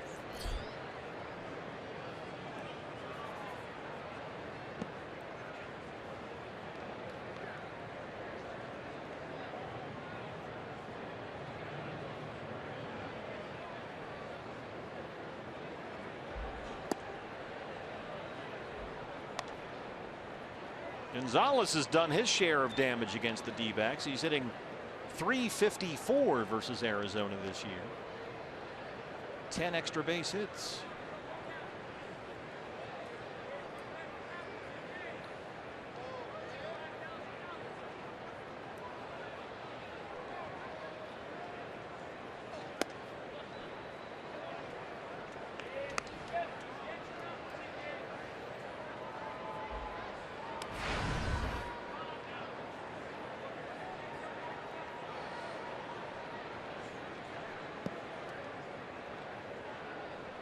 Dangerous pitch right here. This is where you really need to execute. Hit your spot. Looks like he's going to throw a changeup.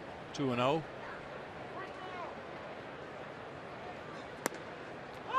And throws it for a strike. Nicely done.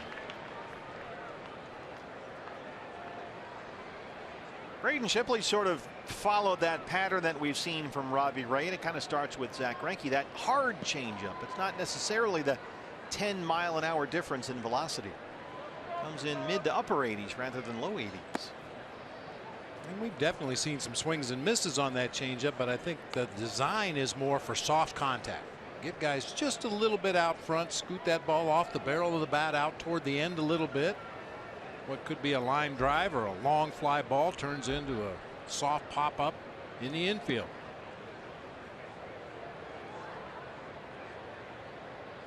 Behind on Gonzalez, 3 balls and a strike.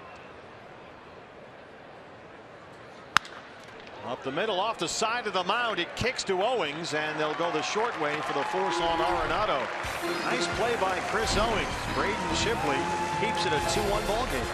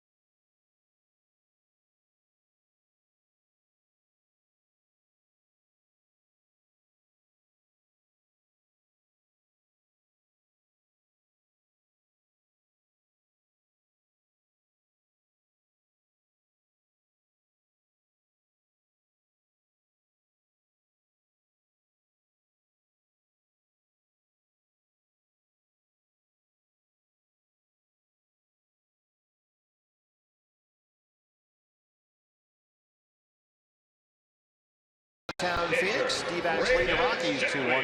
Hey, the 2017 Major League Baseball schedule came out today, and we open up on a Sunday. We open up at home again, this time against the Giants. There's a little conflict with the Final Four there, so that's a network game on Sunday, April 2nd for opening day against the Giants. We play the American League Central next year, which means we will go to Detroit and Minnesota and finish the season at Kansas City.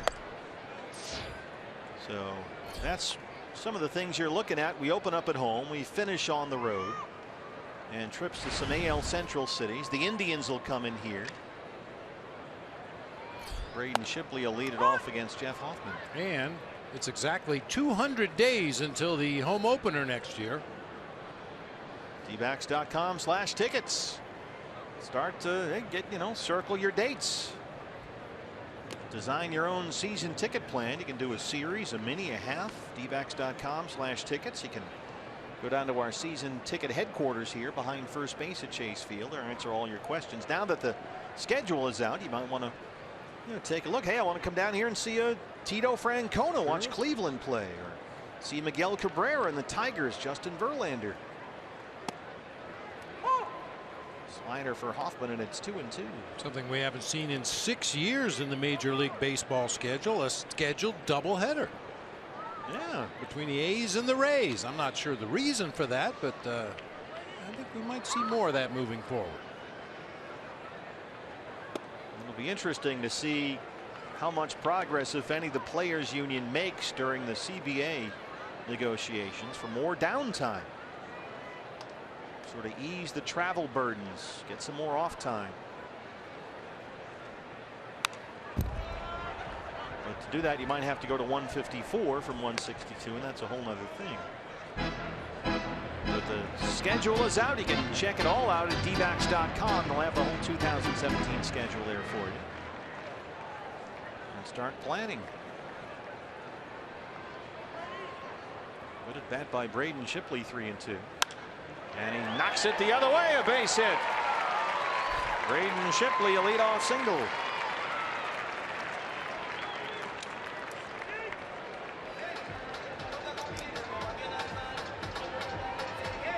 Second baseman, Jake Segura. 5 hits apiece now for the D-backs and Rockies. Segura's got 2 of them. He led off the ball game for the Diamondbacks with a home run. His third home run in 2 games, and then he singled in the second.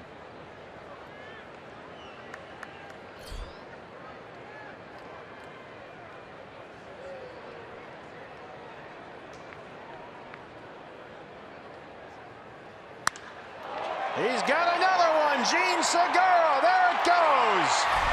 Back-to-back multi-home run games. His third multi-homer game of the season and his second in 2 nights. Last night he homered in the first and the fourth. Tonight the first and the fifth. That's number 16.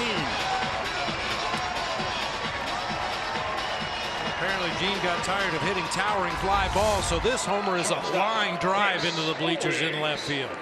Boy, is he hot. Wow. 3 for 3.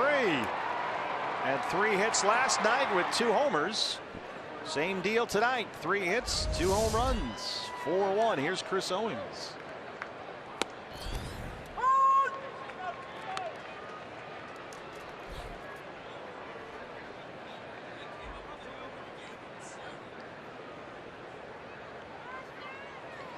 Segura, a jumbo jack, another one. A free jumbo jack tomorrow with the purchase of a large drink. Gene Segura now just the 3rd player in D-backs history to have back-to-back multi-home run games. Tony Clark did it, and Reggie Sanders. Now Gene Segura.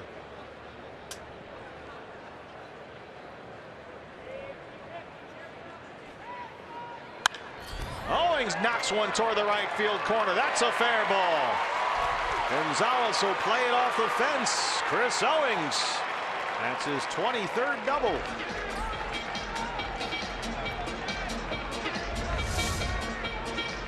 Boy, nice approach. I was talking about Arenado earlier in the ballgame, keeping his head right down the barrel of the bat, and that's exactly what Chris Owings does here on a pitch up and away. Make sure you get a good look at it. Nice quick swing. Line drive down into that right field corner. Now bring Steve Foster, the pitching coach, out. Diamondbacks with a couple, well, 3 really well hit balls in this inning to start it off against the rookie Hoffman. Making just his 5th major league start. Now he gets to deal with Goldie.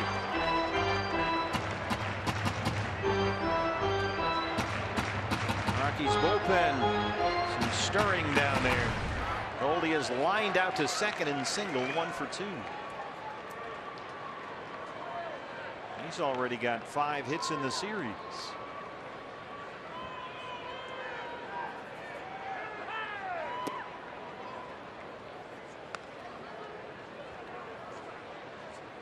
They're keeping a very close eye on Jeff Hoffman.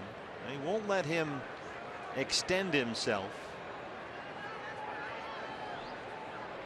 He's another one of the increasing number of young Tommy John patients that we're seeing more and more of. He's only 23 years old, but he's already had Tommy John surgery. He had it while pitching in college at East Carolina, and had his surgery just 2 years ago in May. That was right before the Blue Jays took him with the 9th pick in the draft. So that tells you what Toronto thought of Jeff Hoffman. He had just had Tommy John, and they took him with the 9th pick. He sat out all of 2014.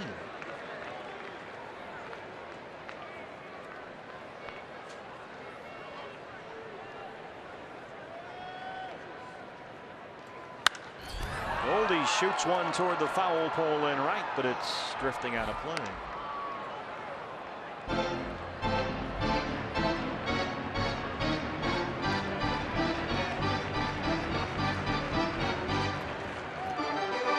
Goldie doubled, had an RBI last night.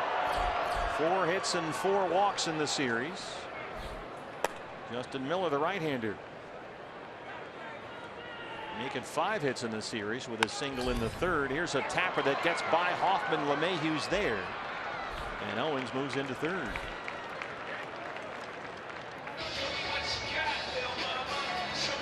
Not exactly what Goldie was looking for, but it does turn into a productive out. Chris Owings able to advance from 2nd to 3rd. Only 1 out in the inning here. Rockies will be forced to bring their infield in for Jake Lamb. Jake has walked and hit into a double play.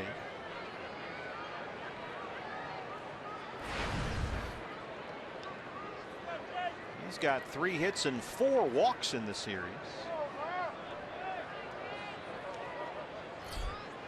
Owings at third, 1 out.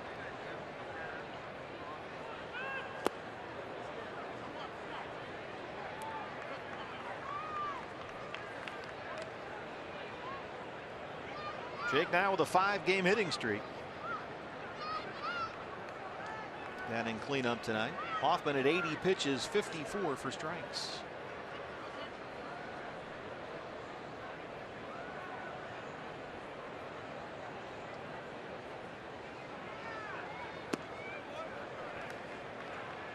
Lays off the curveball, and it's 1-1.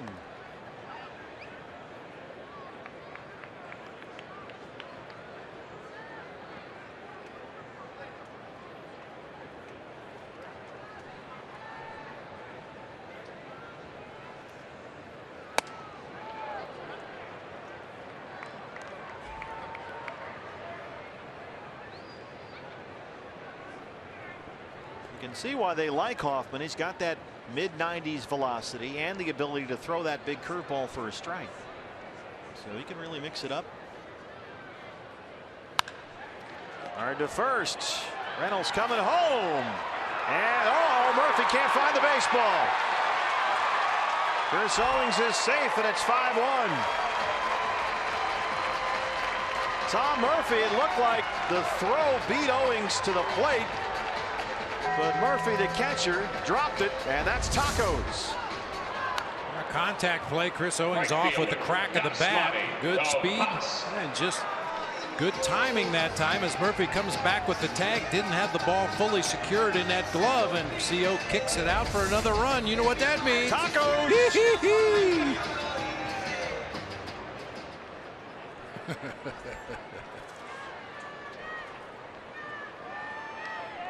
Yasmani Tomas, an RBI double in the first. He struck out his last time up.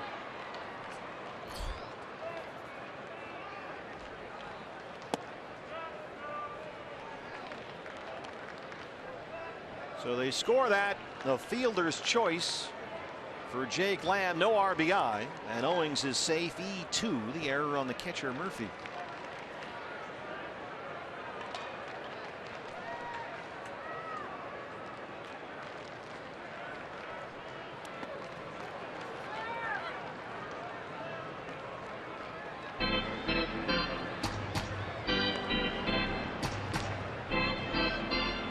Just the 4th start behind the plate for the Rockies this season for Tom Murphy. Called up from the minors when rosters expanded in September. He spent all year at AAA Albuquerque. And a good year offensively. Tomas ahead, 2 balls and no strikes.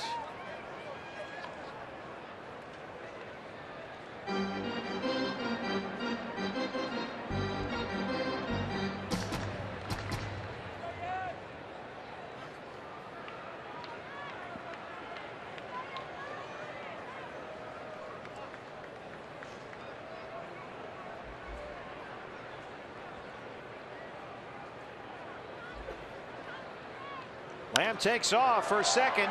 Tomas hits a high fly ball to Gonzalez in right. Jake hustles back, and that's the 2nd out.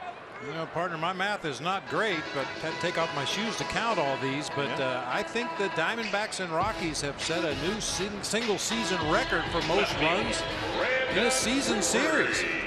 254 runs. Wow.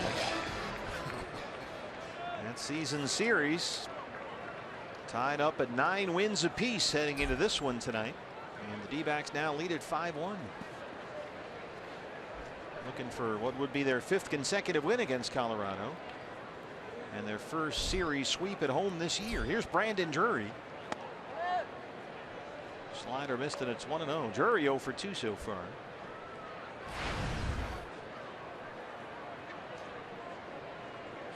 Brandon 5 hits in this series, a double and 2 homers.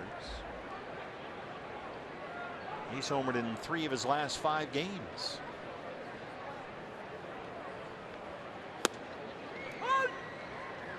Starts him off with 2 sliders, and it's 1-1.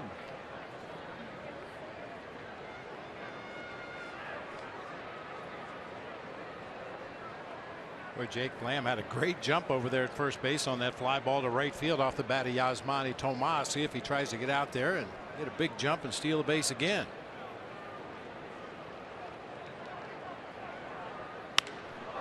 Brandon shoots one into the left field corner. And Jake Lamb is on the run. Matt Williams will wave him home. The throw is not in time, and it's 6-1 Diamondbacks. The RBI for Brandon Drury, who continues to hit. 13 RBIs in his last 18 games. Brandon Drury waited nicely on this curveball right in the middle of the plate, kept his hands back even though his weight had shifted out onto the front leg, and just whips it down into that left field corner for an RBI double. Drury's now hit safely in 6 straight games and 10 of his last 11. Red hot right now. Here comes Walt Weiss. That's going to end the night for the rookie right-hander Jeff Hoffman. Just his 5th major league start. Gives up 6 runs on 8 hits. He's responsible for Drury at second. 2 walks and 5 strikeouts. Diamondbacks going for the series sweep. They lead it 6-1.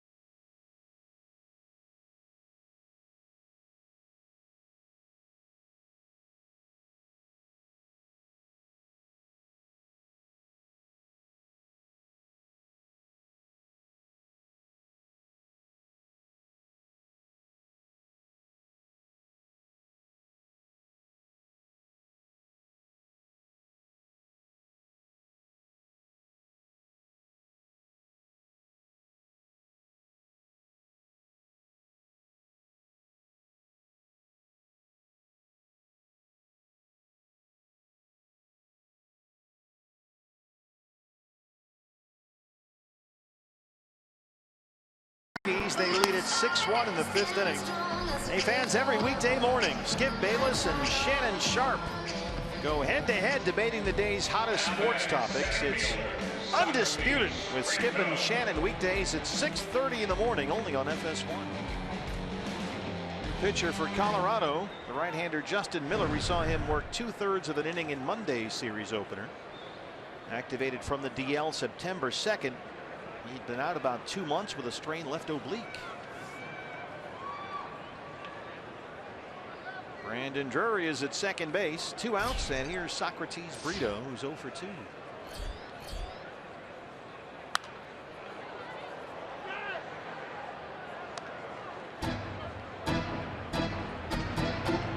Brito 3 for 19 since his latest minor league recall. 73 games for AAA Reno this year. He hit .294 with 6 homers. Missed some time with that broken toe on his front foot. Suffered against the Rockies at Coors Field when he fouled the ball off that right foot. And he rolls one into right field. Matt Williams going to wave Drury home. The throw from Gonzalez is offline. And it's 7-1 Diamondbacks. The RBI single for Socrates Brito. It's turned into a 5-run Diamondback 5th. Catcher, Tuffy goes away. Brito with a topspin grounder just shoots through that right side. Cargo with a big arm out there in right field, but his throw well up the first base side. Drury scores without a play. And the 9th man to bat for the D-backs in this inning, the catcher Tuffy Gozawish, who was walked and struck out 0 for 1.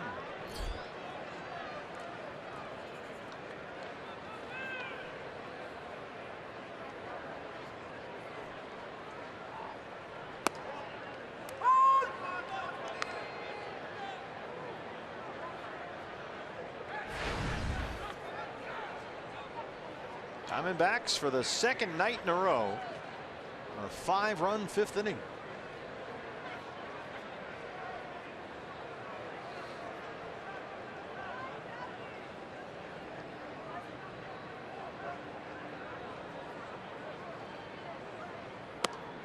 The big inning has been a recurring theme for the D-backs in this series. They had a 4-run third and a 4-run sixth on Monday.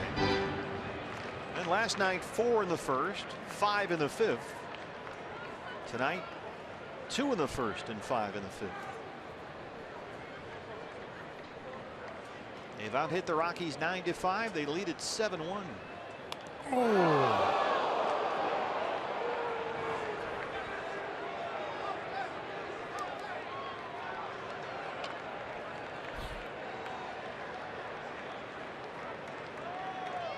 Sure where that got him. Hands, wrists. Ryan DePanfilo and Chip Hale headed out there to take a look.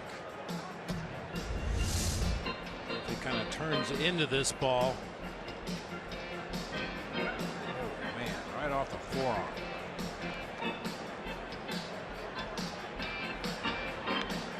Oh, gosh, that sounds like it hurts.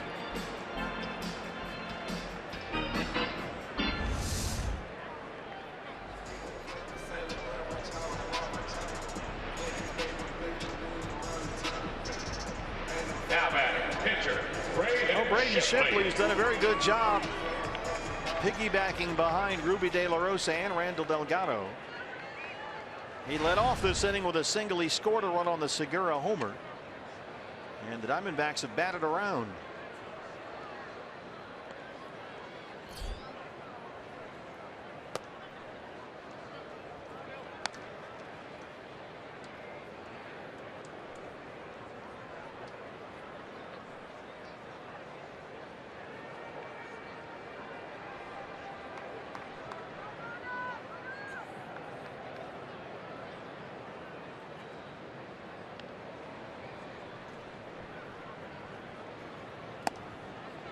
Two and 0 on the D-backs pitcher, with Segura, who's homered twice for the second night in a row, on deck right behind him, as Gene always is.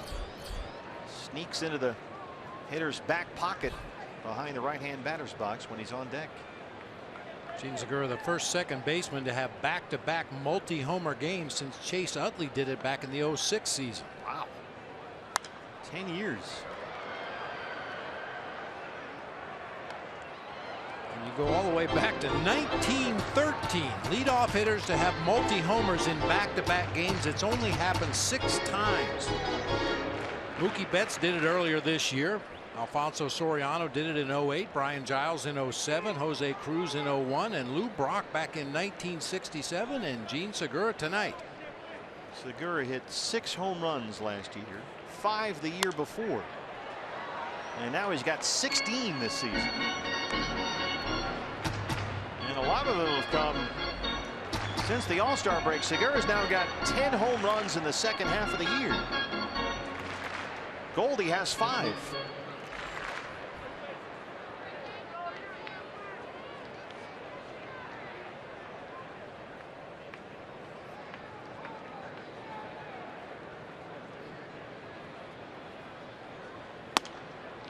Good at bat by Braden Shipley. He's worked it full 3 and 2. That'll get the runners started. Brito from second and Tuffy from first.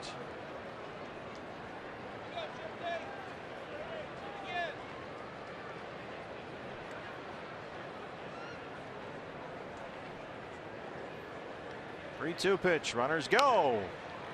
That one rolls fair for Reynolds. Puts the tag on Shipley. That ends the inning. But the Diamondbacks bat around. They send 10 men to the plate. 5 score. Segura back-to-back multi-home run games. It's 7-1 Diamondbacks.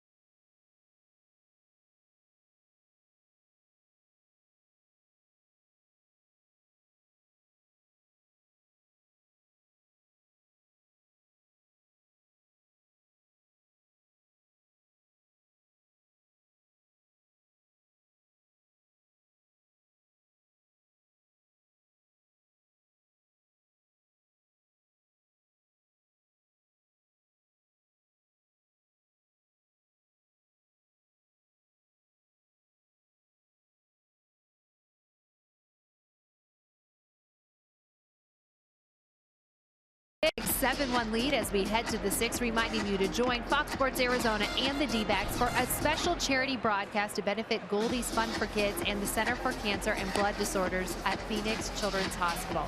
Coverage begins Friday at 6 p.m. right here on Fox Sports Arizona.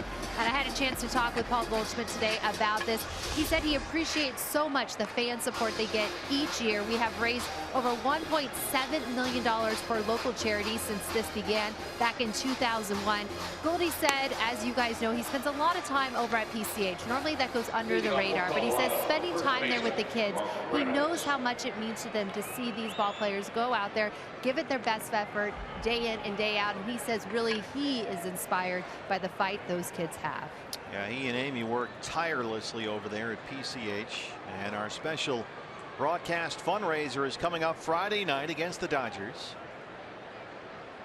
And you can make donations, fans, during that broadcast as Mark Reynolds leads off the 6th against Braden Shipley, who's thrown 50 pitches now through 3 innings of relief, and Reynolds dunks that one into right field, the leadoff single. During the game on Friday, you can make donations, and all the money goes to help raise awareness and funds for the Hopes Live Here campaign for the Center for Cancer and Blood Disorders over at PCH. You can make a $44 donation during the game on Friday, and for $44 you get 1 mystery ball autographed by a current Diamondback player, or you can make a $100 donation and you get that package of items that we showed you a moment ago. You'll get the Goldie photographic print with a laser signature. There's only 1,500 of those t-shirts made, so that's a big time collector's item. That's a one-of-a-kind item, just 1,500 made.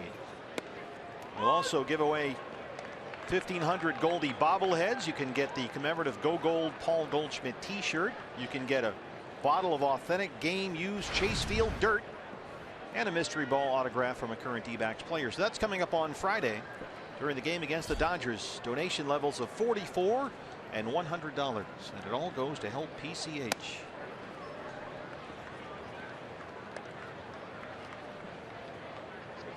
We could have asked you to go in the garage and knock out some old cleats, clean out some dirt.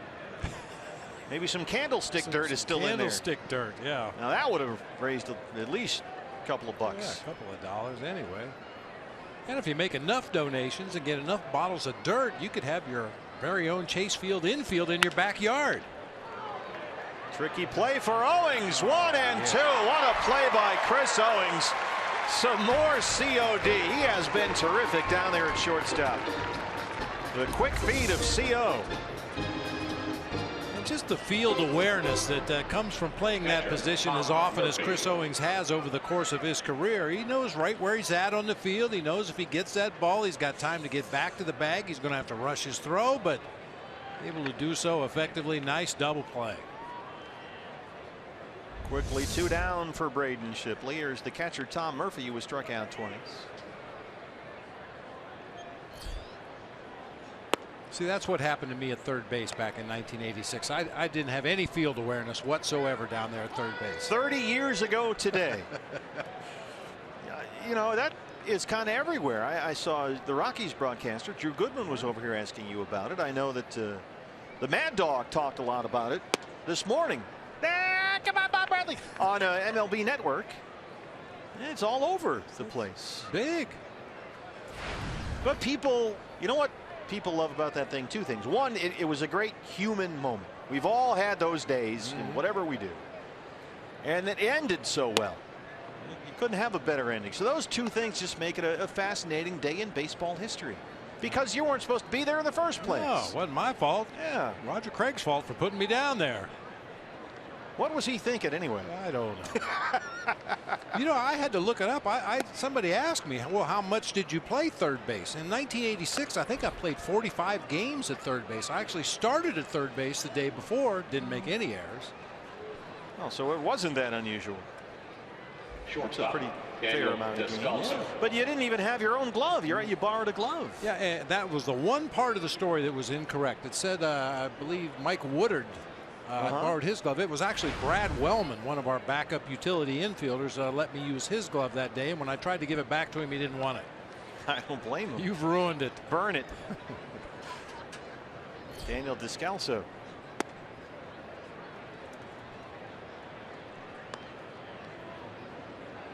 Let's see, that was 86 we said, right? And you played you played 45 games at third base that year, made 37 starts, over 320 innings at third that season, so it wasn't all that unusual, especially for a catcher. As we all know, they're the best athletes on the field. Absolutely. Shipley got the 2 outs on the double play, but he walked Murphy down behind on Descalso. 2-0. Bullpen still quiet for the Diamondbacks with Braden at 60 pitches, but he's not been that efficient. Only 32 for strikes.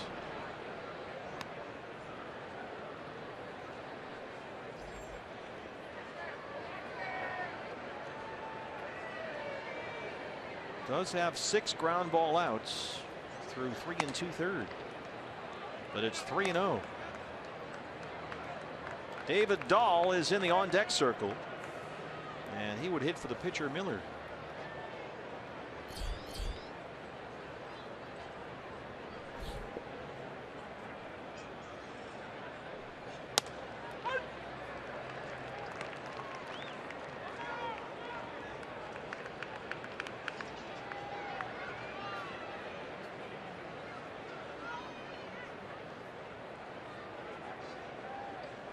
Descalso hit a home run against Braden Shipley when he started at Coors Field September 3rd, so he's being careful here.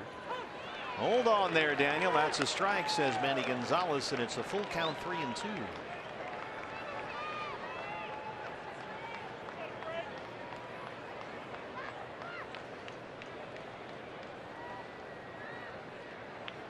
Murphy, the catcher at first. Goldie behind the runner. 2 outs, 3 balls, 2 strikes. Here it is. Here goes Murphy. Descalso gets into one, drives it deep to right center. And he's homered against Braden Shipley again. Daniel Descalso. That's 7 home runs, 4 of them against the Diamondbacks. And it's a 7-3 ball game.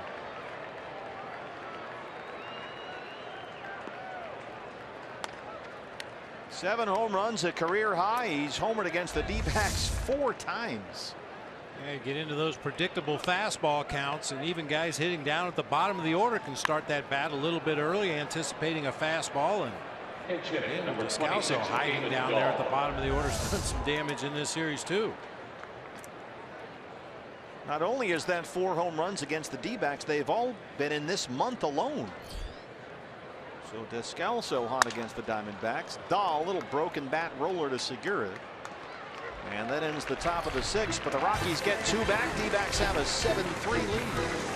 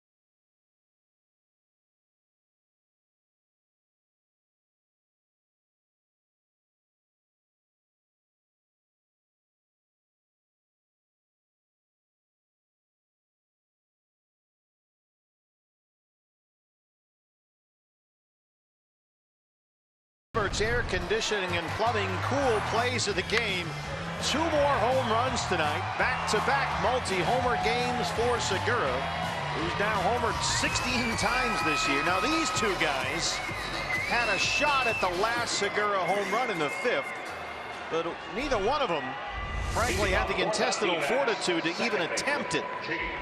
Oh, look at that. It split the difference. I don't know who found the baseball, but those guys didn't want any part of it.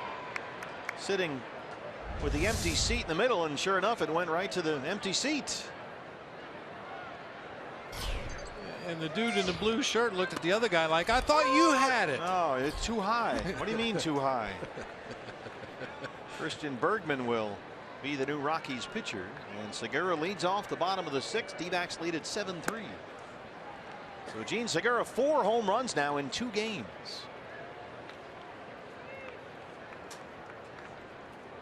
His 3rd multi-home run game of the year, and his 2nd in as many nights. The other one was April 7th. So here's Bergman, the 3rd Rockies pitcher of the evening, just back from his Civil War reenactment. His 13th appearance of the year. Confederates in the attic. Here's a bouncer in the hole. Descalso long throw, and Segura beats it out. He's 4 for 4.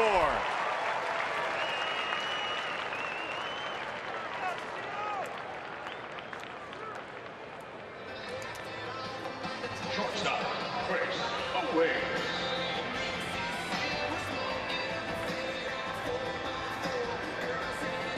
Chris Owings doubled and scored his last time up.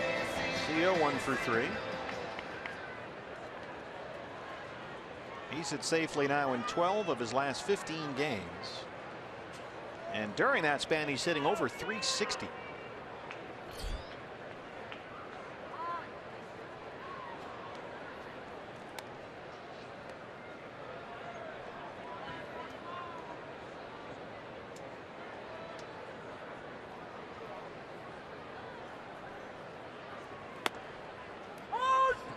Gene Segura is 9 for his last 10 with 4 homers and a double.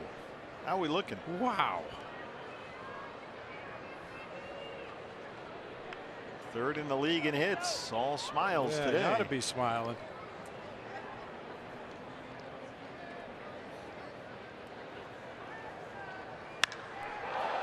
Chris Owings, high fly ball, deep left field. There it goes. Chris Owings stay hot. That's his 3rd. And it's 9-3 Diamondbacks. Another multi-hit game for the D-backs shortstop. Boy, that bat has come alive over the last 2 months. That's something we haven't seen a lot of from Chris Owings, even as he's heated up at the plate, turning on pitches. Like a changeup up over the inside part of the plate, and he absolutely blasted it to left field. Goldie now. So how about that? 2 home runs from Segura, and now a home run from Chris Owings, the top 2 in the D-backs lineup. That's a jumbo jack.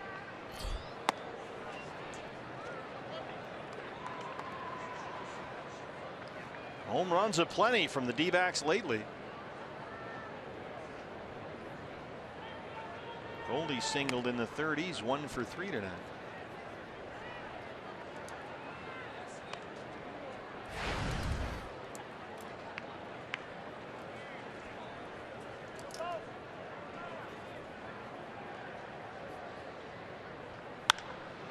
Goldie drives one toward the right field corner. Just foul.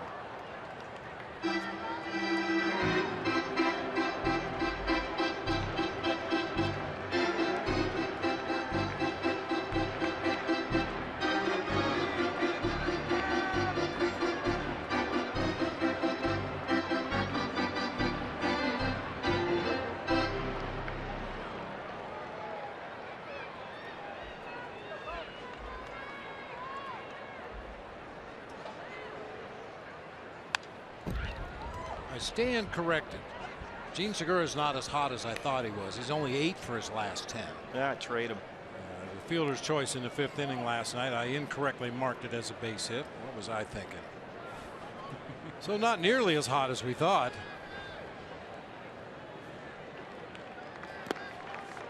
Full count to Goldie, 3-2. So a rough start for Bergman.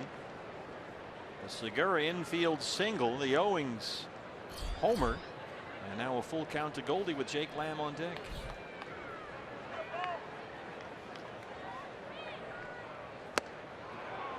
Bounces back, the slider strikes out Goldie, and that's the first out here in the 6th.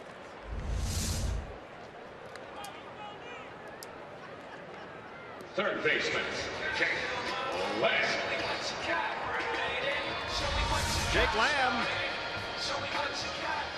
Jake does not have a hit tonight, but he scored twice, a walk and a fielder's choice. Rockies have the shift on.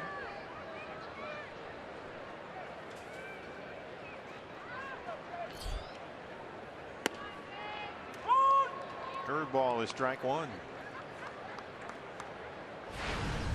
Jake's got a 5-game hitting streak going, wants to keep that alive.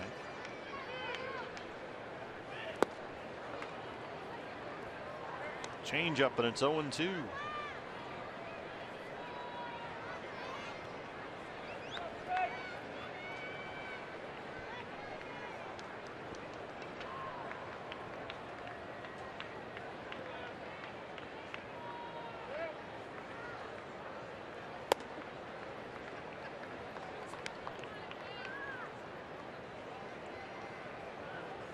Diamondbacks 9-9 versus the Rockies this year. This is their final meeting this season.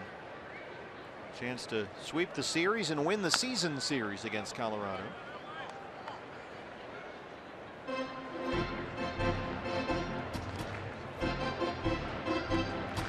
Walt Weiss is a free agent at the end of this year.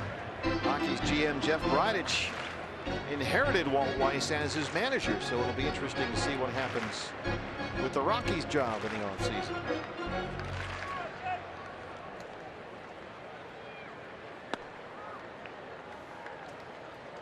Two and two on Lamb.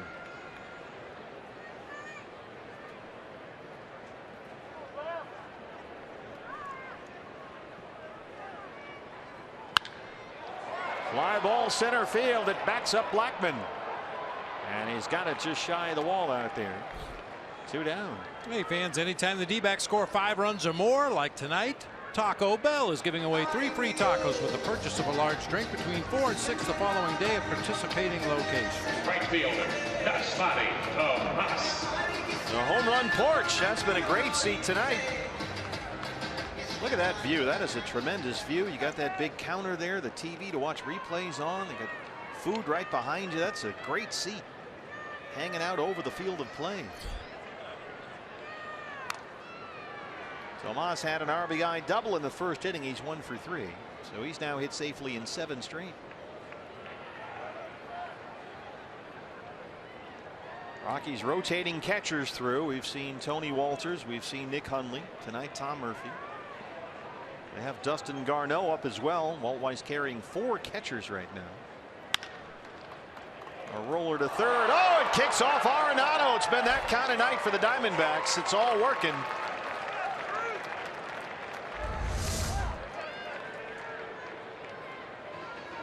Save that one. You won't see that too often. See that too often. Just off the thumb of the glove. Ricochets over to Descalso, the shortstop. Left fielder. And then Tomas was on first base. That'll be an E5.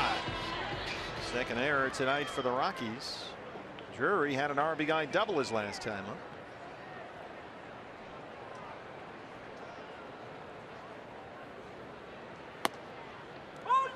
With this season series, even at 9 games apiece, Diamondbacks have scored 131 runs. The Rockies have scored 127. D-backs have out-hit them 226 to 213. Pretty low team batting averages for all these runs.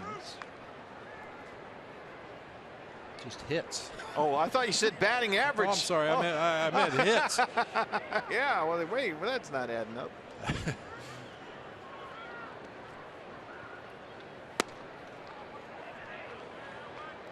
So how's the pitching been? I was just thinking about that. You know, these two teams hooking up as many times as they do over the course of the summer. The difference in attitude for the offensive players going into a series. All right, we're playing the Rockies for 3 days. And the pitching staff. Oh, man. Arenado, Blackman. Well, these are the Argo. two of the best hitters parks in all of baseball. The two ballparks at the highest elevations. Coors Field, of course, #1, but Chase Field is right behind the second highest elevation in baseball. I gave you the offensive numbers in this 9-9 season series. Both team ERAs against each other over 6.5. That's what's keeping both of these franchises behind the Giants and the Dodgers. Oh, Brandon Drury. Everything he's hitting these days is on the button. Tomas rounds second and heads for third. And Drury's 2 for 4. He's now got 7 hits in the series. I really love seeing that. That just tells me that Brandon is really locked in at the plate. We know he can pull the ball from the middle of the plate in.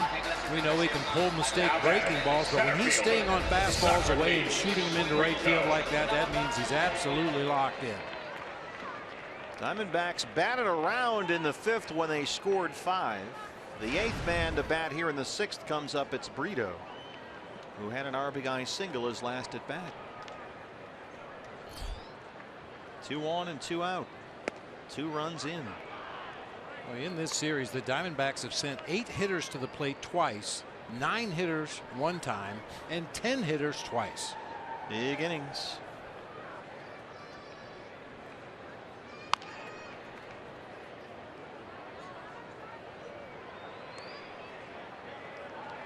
Well, it's a lot of fun to talk about the offense, but until both of these franchises figure something out with the pitching, you can score as many runs as you want. Not much is going to change.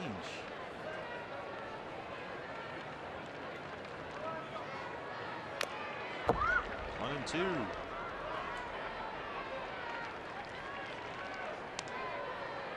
The Rockies have played well. They had been playing a little better in the second half of the season earlier, but they've dropped now down to 1 game over 500 since the All-Star break. Archie Bradley gets the ball tomorrow in the series opener against the Dodgers. Rich Hill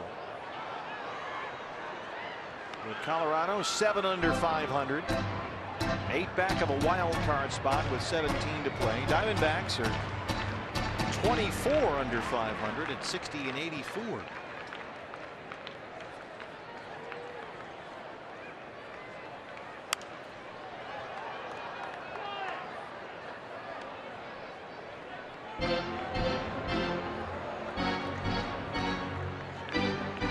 It's a series that make hitting coaches happy, that's for sure. Dave Maggott and Mark Grace there. They're feeling real good about things.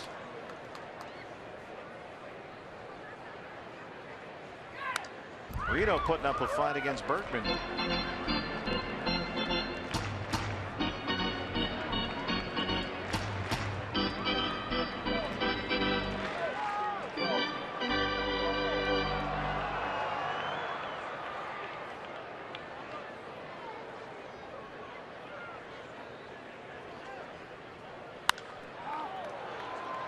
Popped it up. DJ LeMahieu at second base. And that ends the bottom of the 6th, but the Diamondbacks get 2 more on the Chris Owings homer, his 3rd of the year. And they've opened up another big lead on Colorado. It's 9-3 Diamondbacks as we go to the 7th.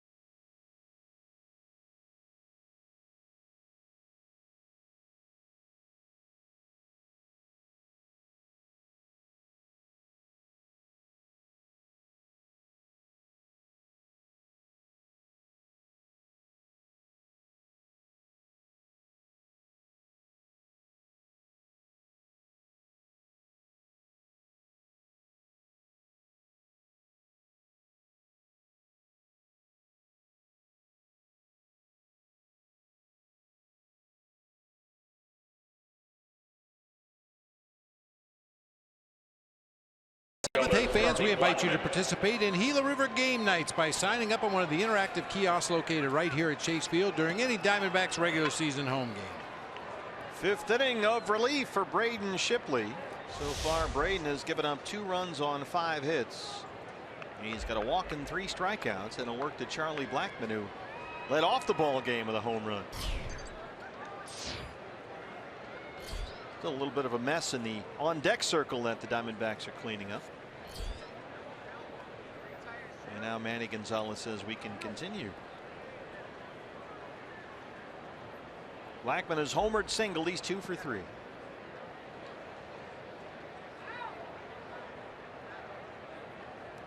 He's got 6 hits in the series. Homered last night, homered again tonight.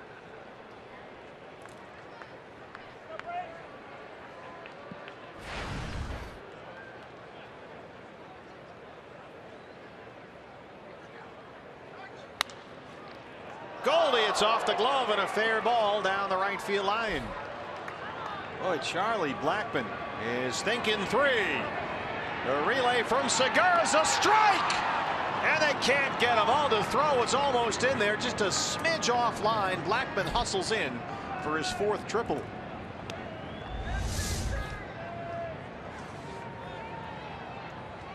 Second baseman, DJ LeMahieu. It was a nice relay. Tomas to Segura, who unloads it without even taking a step. Just flat-footed, turns around and fires a little bit offline. Had a chance at him. Blackmon 3 for 4 tonight. Now a double shy of the cycle. And the batter is DJ LeMahieu. Only fitting that somebody in this series hits for the cycle. It seems like multiple guys should have hit for the cycle. You're right. So Blackmon figures to get at least 1 more at bat. He'll come in now and score on the LeMahieu RBI, and it's 9-4. Second hit tonight for DJ LeMahieu.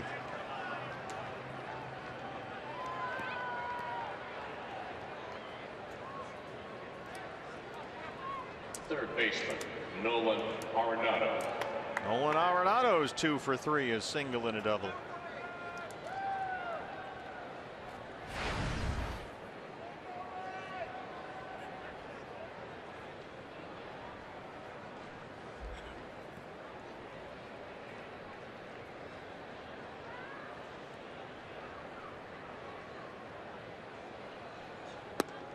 Nolan Arenado is a run machine. He's knocked in 121 runs this year to lead the majors. And he's scored 106 runs. That's second most in the National League, behind only Chris Bryant to the Cubs.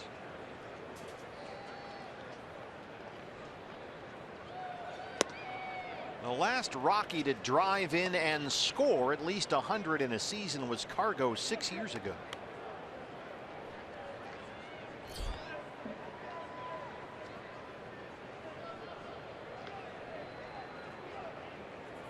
Guess who's on deck?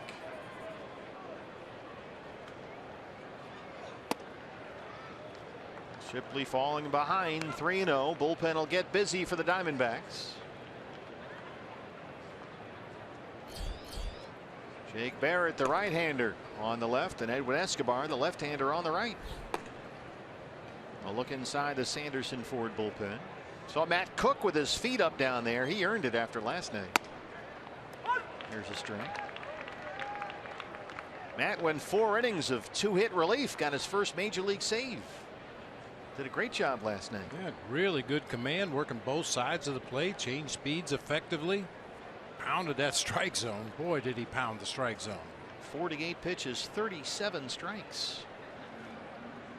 3-1 to Arenado. Good Shipley curveball. Been a good pitch for him tonight.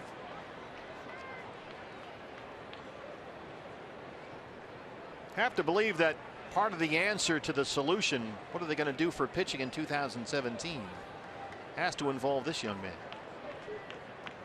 Number 1 pick in the draft 3 years ago by the Diamondbacks.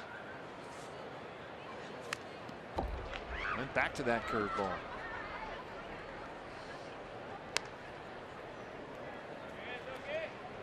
Braden, the 15th overall selection in that first round 3 years ago out of Nevada.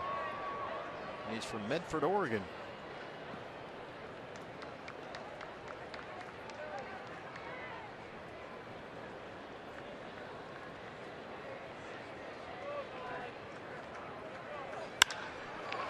Arenado rolls one into left center. Brito hustling over to cut it off, but LeMahieu will get to third. Arenado is in at second with a hustle double. Nolan Arenado, his third hit tonight and his 8th hit in this series.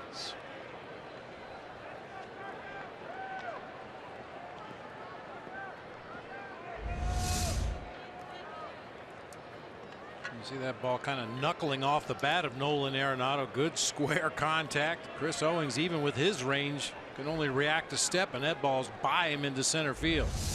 Chip Hale to the mound. It's 33 doubles now for Arenado. And here comes Edwin Escobar to face Carlos Gonzalez back after this.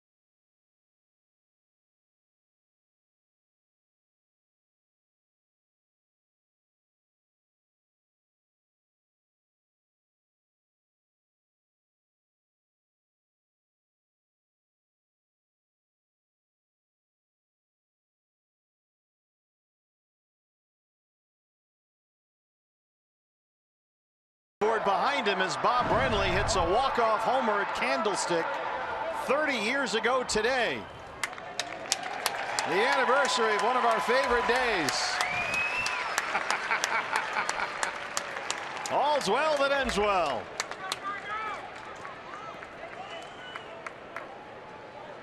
Now he holds the baseball. You notice that? Yeah, firmly in my hands. So Escobar on to face Cargo. The run is in. LeMahieu at third, Arenado at second, and nobody out. Edwin Escobar has worked a lot lately. Already 7 appearances in September alone. He pitched Friday and Sunday against the Giants, and then Monday against Colorado. Gave up runs in all 3 appearances.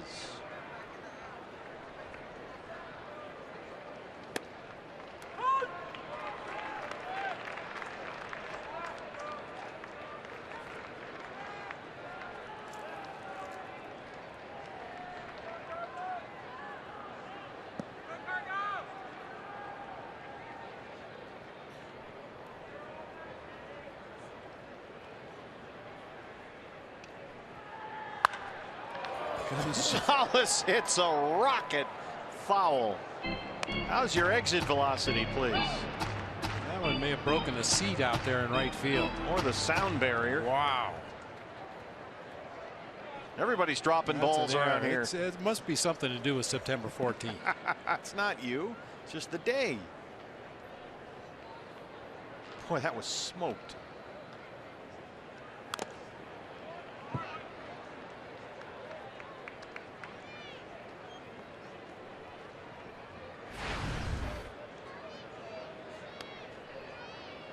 Gonzalez has walked.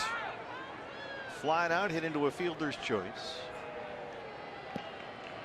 Hitless last night after he had 4 hits in the series opener on Monday. including 3 doubles.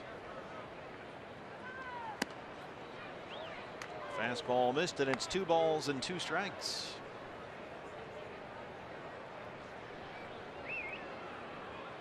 Gonzalez hitting just over 270 versus left-hand pitching this year, so he can handle himself versus lefties. He's got 10 home runs against left-handers. Sends that one the other way for Drury. It drops in front. LeMahieu had to hold up. He'll come in and score, and it's 9-5. Arenado to third. I think there was a balk called. Yeah, you're right. They're waving everybody. No, that's a free swing basically for the batter. If a balk is called and the pitcher goes ahead and delivers the ball, that's a free swing for the hitter. Well, if it was a balk, the run would have come in anyway. Yeah, so the play just stands now as a base hit into center field for Gonzalez. Now it's a 4-run lead, getting a little interesting here back after this.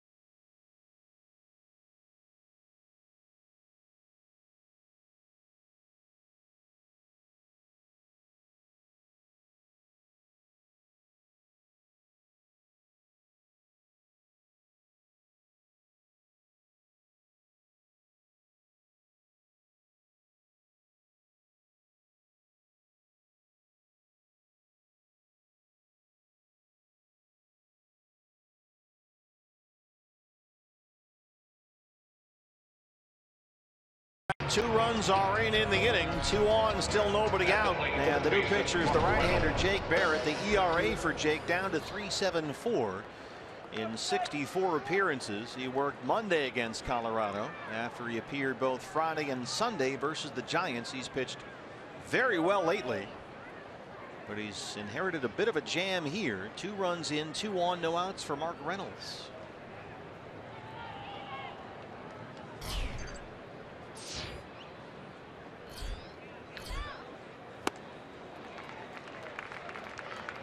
First pitch slider, and it's 0-1. Reynolds singled his last time up. He's 1 for 3.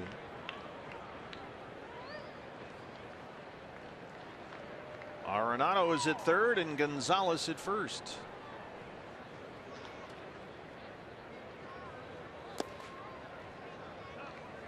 Jake Barrett hasn't given up a run in 9 straight appearances. In fact, in Jake's last 8 2/3 innings of work, he's given up just 1 hit with 7 strikeouts. He had a rough patch there about a month ago, but he has really fixed it. A 1-1 to Reynolds. Hard slider. It's 2 balls and a strike.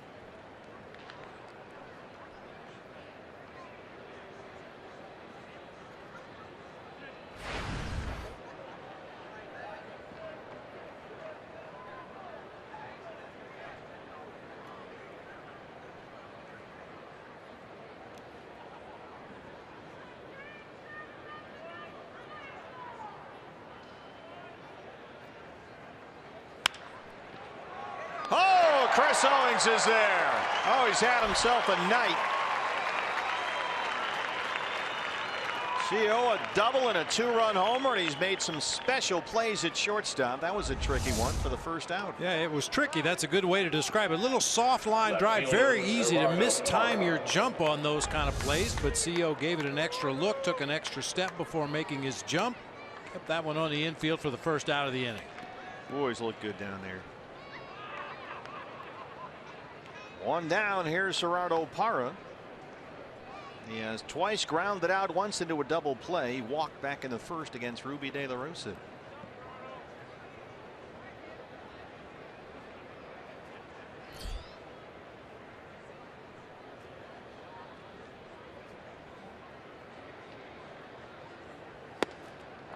Parra tonight playing his first game in a week. He's missed Colorado's last 6 games with a right hamstring strain. So his numbers in this his first season with Colorado watered down a bit. He had a bad left ankle sprain earlier this year. Missed about 50 games. And then he sat out a week with a hamstring issue. Now that ankle injury could have been a lot worse than it turned out to be. He got chop blocked by shortstop Trevor Story on a little floater out into shallow left field at Coors. Boy, when it happened, I thought Parra might be done for the season the way he reacted. Yeah, he suffered that injury in the middle of June, didn't make it back until August 7th. And since he's come back from the DL, he's hit about .240 with 1 home run.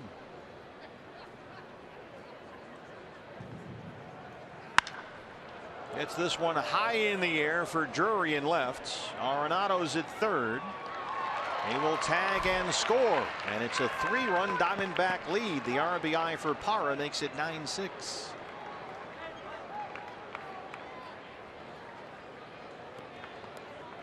Catcher, Tom Murphy. The catcher, Tom Murphy. So the Rockies chipping away, 2 in the 6th and now 3 in the 7th.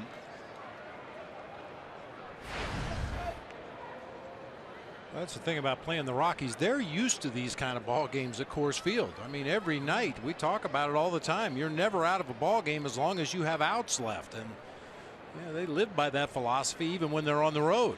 Well, that was why it seemed a little surprising that after the Diamondbacks took that big lead, it was still only the bottom of the 5th inning. They had that 5-run 5th last night, and that's when Walt Weiss seemed to wave the white flag and empty the bench. It was basically the Hartford Yard Goats out there for the final 4 innings, the Double-A team. All the scruffies got in that ball game. And you thought, well, you know, the way these two teams have played this ballpark, there's still some time left. It seemed a little early for that kind of a thing, but that's what he did. Wholesale substitutions. Blackman, LeMahieu, Arenado, Cargo, Reynolds, Hundley all came out of the ball game.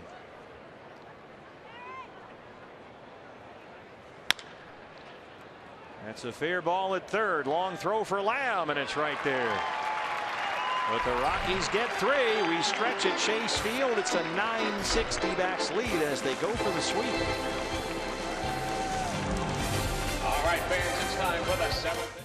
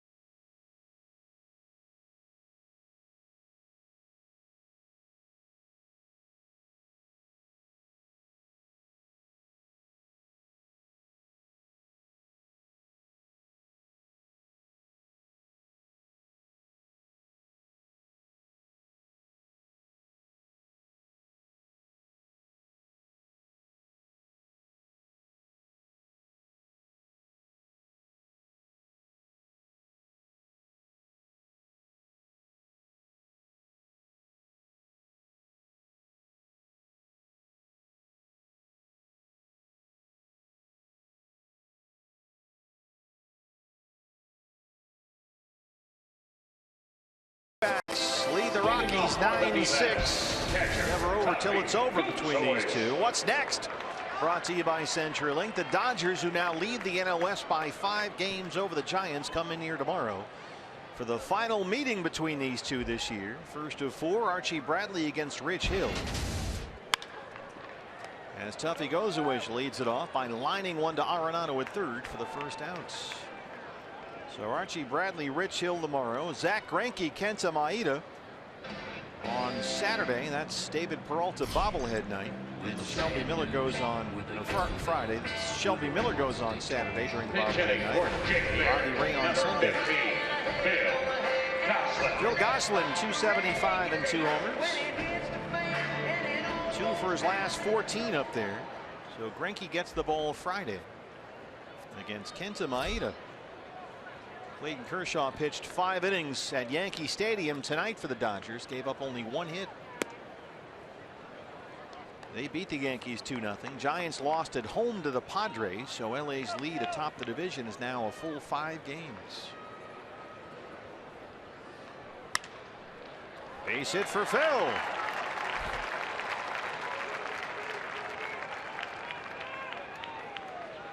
What a night it's been for Gene Segura.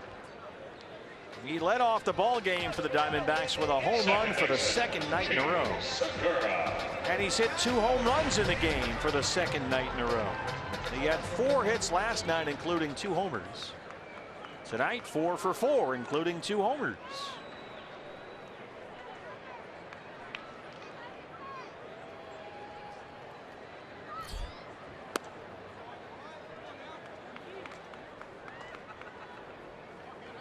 Rockies, who were down 7-1 in the 6th inning, got 2. Diamondbacks answered with 2 in the home half. And now the Colorado got 3 in the top of the 7th. We'll see how the Diamondbacks respond. 1-1 on Segura. A couple more runs wouldn't hurt anything. Yeah.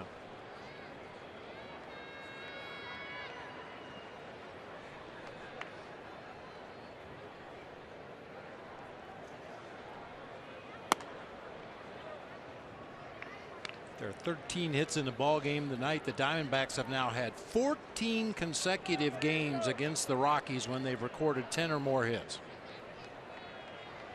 14 consecutive.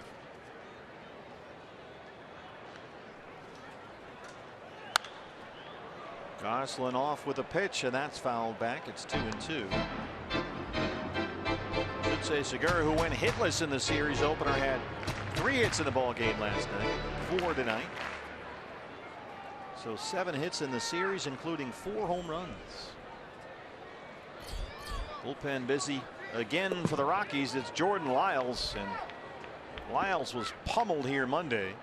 4 runs on 5 hits in 1 inning. Segura, how about that? He's 5 for 5.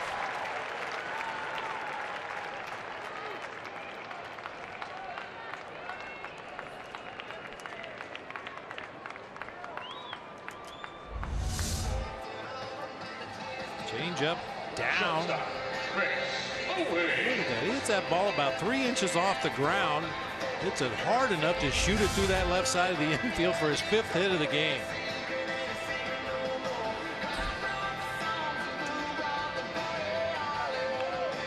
Chris Owings homered off Bergman in his last at bat. CO has homered and doubled tonight, 2 for 4.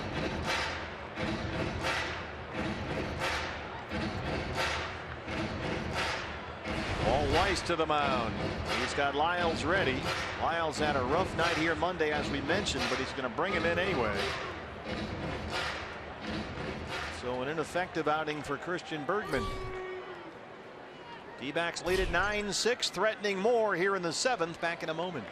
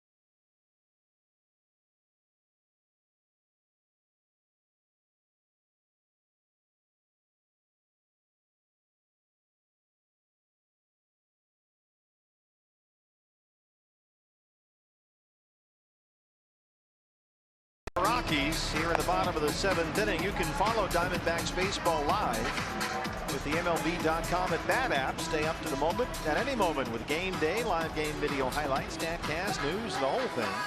Download MLB.com at Bat, the #1 app for live baseball on your phone and tablet. Jordan Lyles is the new pitcher. He came in to the ball game Monday to work the 6th inning. Got the first 2 batters he faced. Gave up singles to Drury, Goldie, and Castillo, then served up the Tomas grand slam. And he's got 2 on and 1 out here. And the hitter is Chris Owings, who has doubled and homered.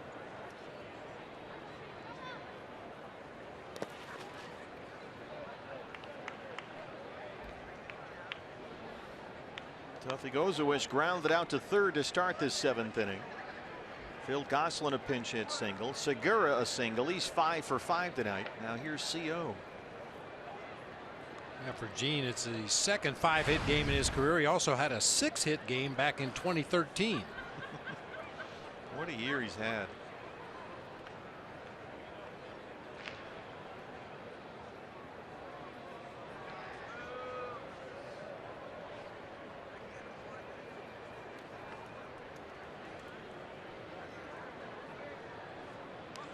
So Segura now with 182 hits.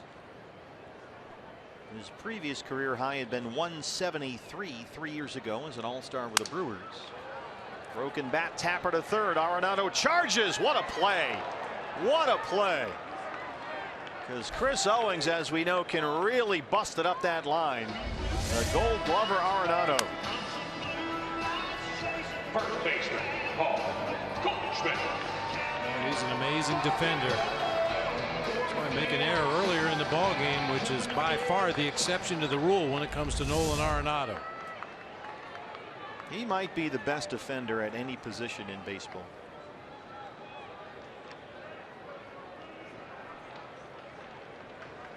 Two on, 2 out. Here's Goldie. Singled in the 3rd. He's 1 for 4. Steve Foster wants to pay a quick visit to Lyles.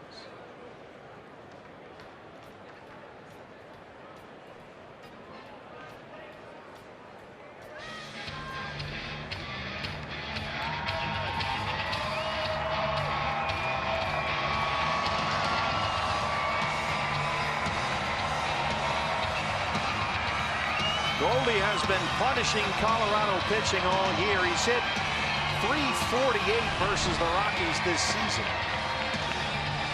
11 extra base hits and 17 RBIs in 18 games. He's got Gosselin at 3rd, Segura at 2nd, and 2 outs.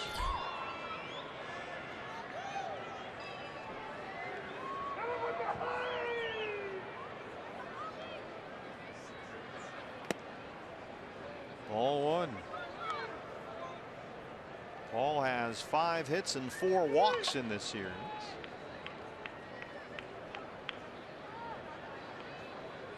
Leads the major leagues in walks. Kicks way by the screen and over the screen.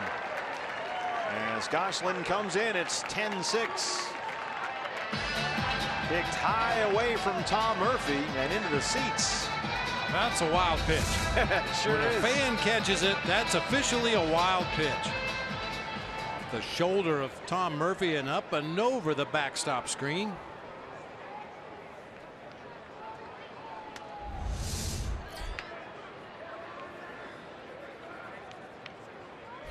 (10-6). Segura at 3rd, 2-0 on Paul Goldschmidt.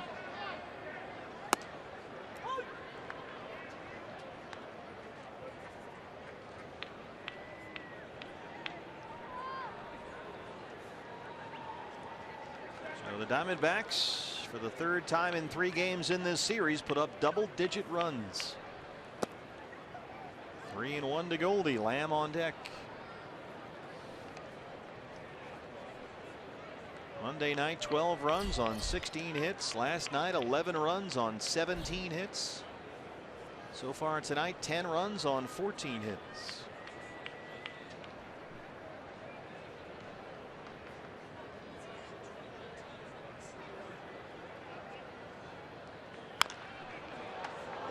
Watch out, Mickey. Ooh. We almost lost Mickey. Mick, how you doing? All good. All right. Atta baby.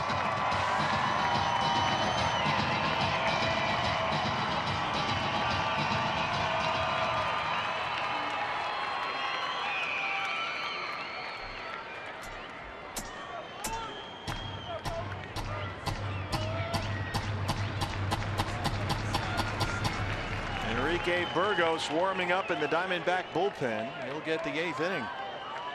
3-2 to Goldie. Another walk for the major league leader.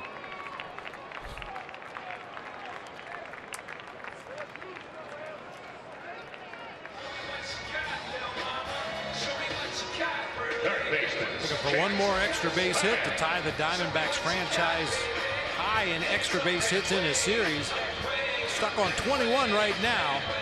The record was set in 2012 against the Seattle Mariners in interleague play. They had 22 extra base hits in that series. Walt Weiss trying to avoid that extra base hit, making the latest in a series of long, slow walks to the mound.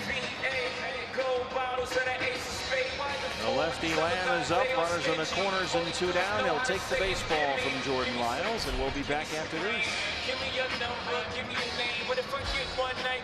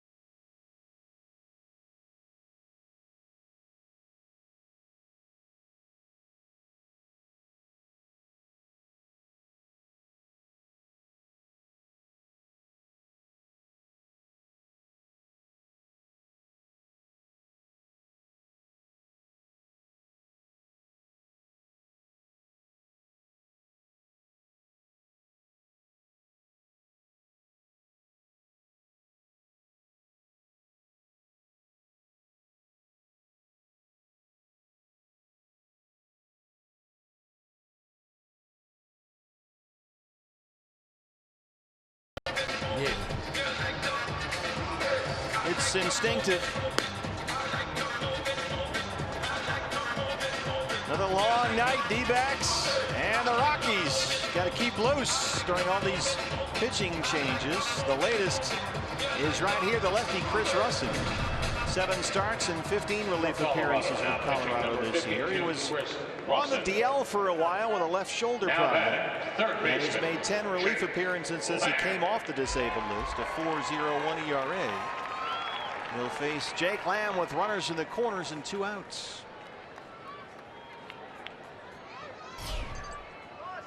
Jake walked and scored in the first, reached on a fielder's choice and scored in the 5th. He is 0 for 3. Trying to keep a 5-game hitting streak going. He's got Segura at third, Goldie at first.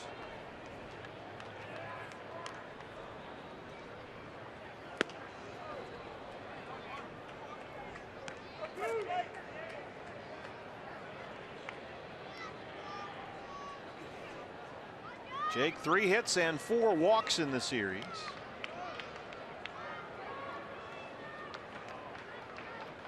Faced a bunch of left-hand pitching lately. Goldie's going to sneak into second, and nobody's home. They'll keep an eye on Segura down there. Murphy almost bit on that, and then at the last minute he remembered, oh yeah, there's a guy at third.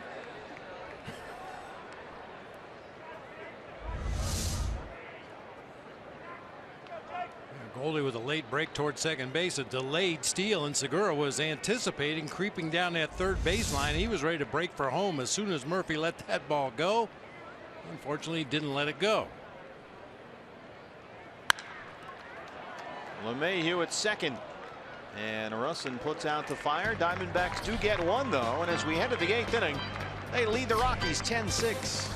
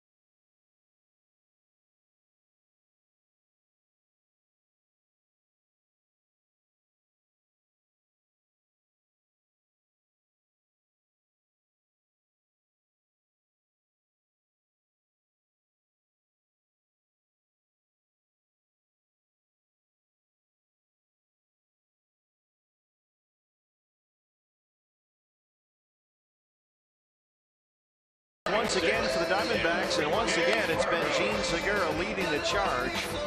2 home runs last night, 2 more tonight. He's 5 for 5. Chris Owings continues to hit. The Diamondbacks have a 10-6 lead as we start the 8th inning. And the new pitcher is the right-hander Enrique Burgos, a 5.65 ERA in 38 games this year. He has made 3 consecutive scoreless appearances, 2 against the Giants Friday and Sunday, and then again Monday against these Rockies. Yasmani Tomas has to retrieve something out there in the warning track at right center. Now we're set to go as the shortstop Daniel Descalso leads it off. Raimel Tapia is in the on-deck circle. He'll hit for the pitcher. Descalso homered his last time up off Braden Shipley. He's 1 for 3. The home run is 7th of the year. 4 of them have come against the Diamondbacks all this month.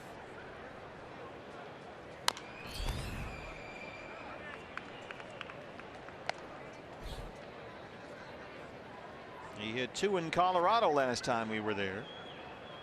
He homered Monday against Edwin Escobar and hit a home run tonight again against Shipley.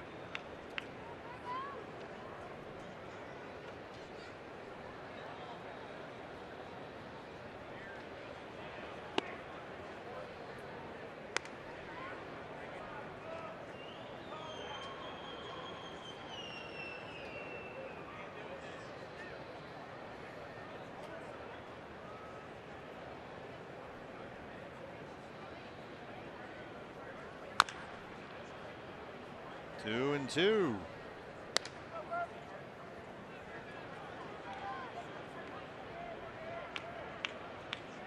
Enrique Burgos trying to put that rough patch behind him from just about the middle of August through the first week of this month, September. He got a little shaky, but he's been ironing out the kinks lately.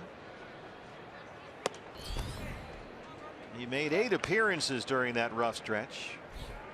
Pitched 6 2/3 innings, gave up 15 runs on 11 hits and 7 walks. But scoreless baseball his last 3 times out. During that rough stretch, he really had trouble commanding his fastball. That's what really got him in a lot of trouble. Descalso lines one to right. Yasmani is there. El Tanque, Yasmani Tomas.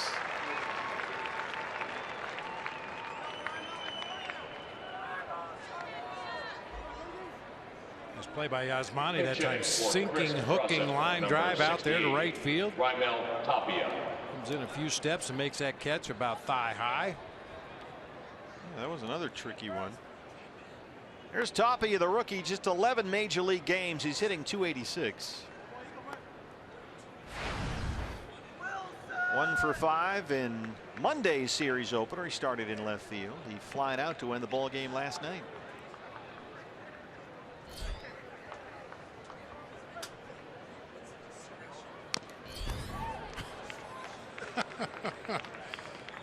We've watched Tapia this entire series swing like he's trying to hit the ball out the panels in right field.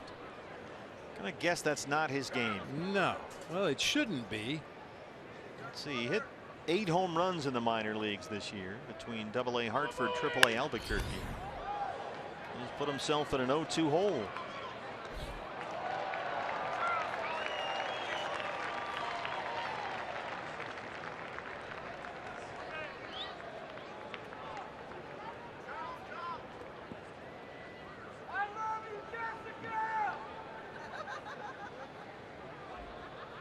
Well, Walt Weiss has noticed that he's got some power for a skinny guy. Weiss kind of says he's wiry strong, but he's watched him knock balls off the wall even with 2 strikes like he's up there right now. He can barrel up a baseball. But whether that's in his best interest is another thing, and that's another big home run swing right there. I mean, you know, just guessing here, but Tapia looks like a guy that someday will get an opportunity to be an everyday player. And I think if he does get 500 at bats in the season, he might hit 10 home runs by accident, you know. But if he keeps swinging like this, he's not going to get the opportunity to get 500 at bats in a big league season.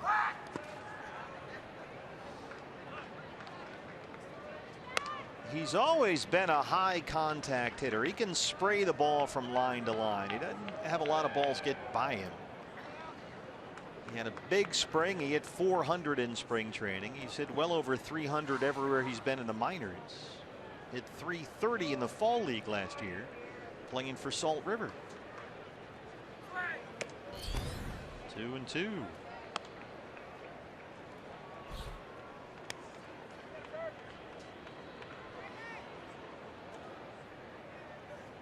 Coaches here have seen a kid, they say, puts the bat through the zone as well as anybody.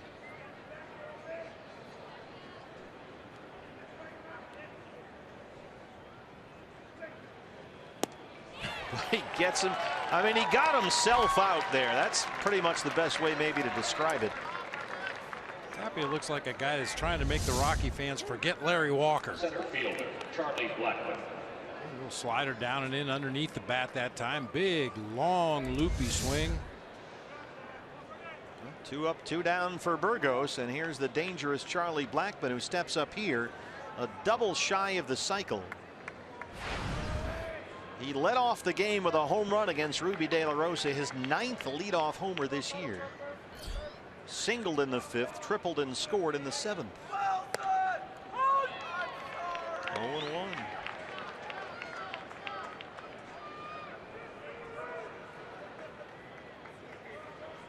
So Blackman with 7 hits in the series. 2 doubles, a triple, and 2 home runs.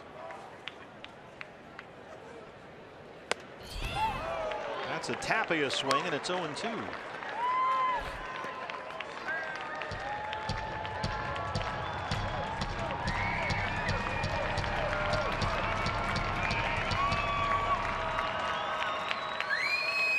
Get Blackman right here because you got the big boys coming up next. Mayhew, Arenado, Cargo.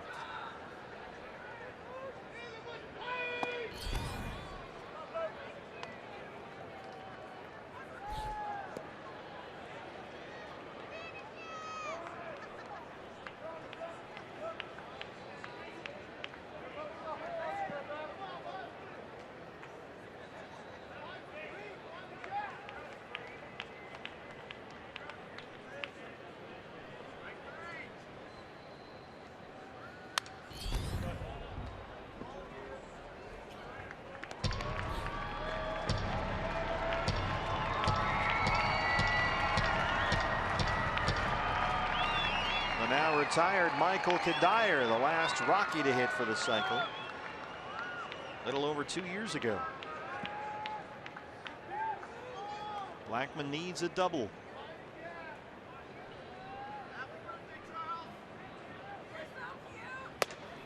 Burgos struck him out. High, hard changeup. A 1-2, 3/8 for Burgos with 2 punch-outs. It's 10-6 D-backs.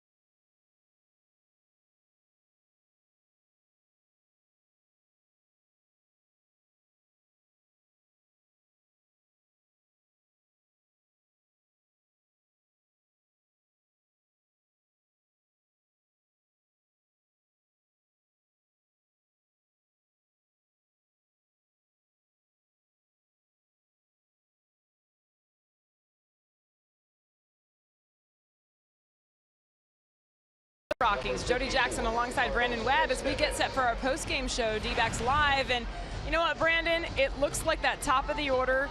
Segura owing 7 hits tonight. Gene 5 for 5. I mean, he's going to be our hottest topic in the post-game show, right? Wow, he's been absolutely ridiculous this whole series. Yeah, those top 2 guys definitely got this team going tonight, which attributes to their 10 runs so far.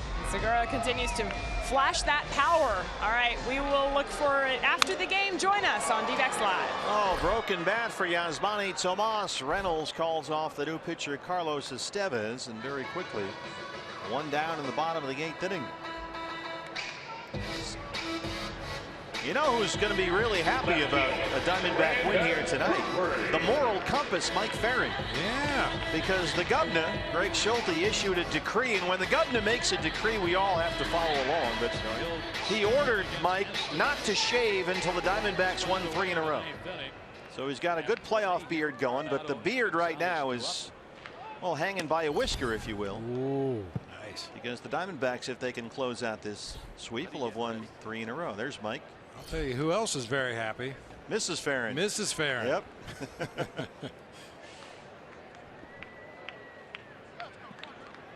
Some guys aren't shaving no matter what. But for the moral compass, the razor comes out. 98 from Estevez. See, these guys can pull it off. They look good with a beard. Yeah, that's right. That looks good. Now Ferrin, I'm not so sure. Brandon Drury has doubled and singled tonight. 2 for 4.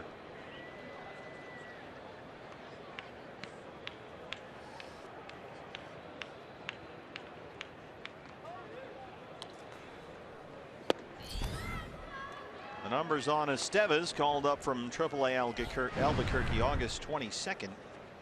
We saw him pitch in the series opener on Monday. Came on and got Goldie to win the 7th inning.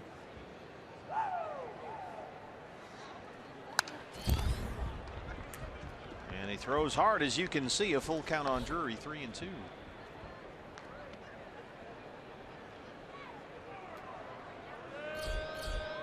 Socrates Brito will be next. D-backs about hit the Rockies 14-11. They lead at 10-6, going for the series sweep. Drury gets one in the air. Right field corner. Cargo foul ground.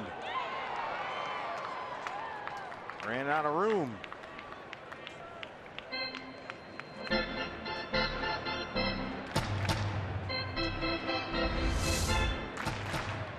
Slicing fly ball down that right field line over near the bullpen. Cargo just ran out of room. Nice effort. Still 3-2 on Drury.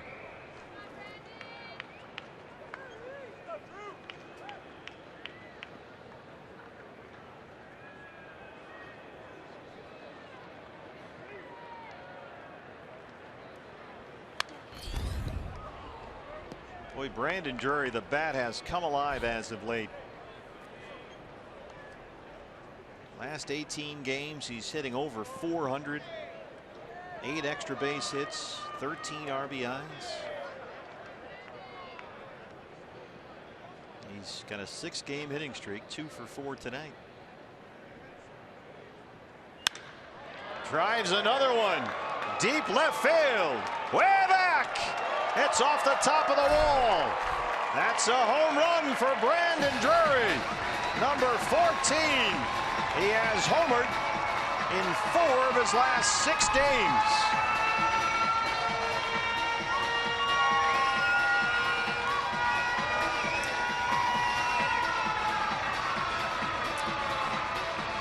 A 3-game series for Brandon Drury, and he's homered in all 3. He want a breaking ball, a slider, middle of the plate, down a little bit. Boy, he is just, who isn't locked in? It's hard to find a guy. Socrates Brito's got an RBI single. He's 1 for 4.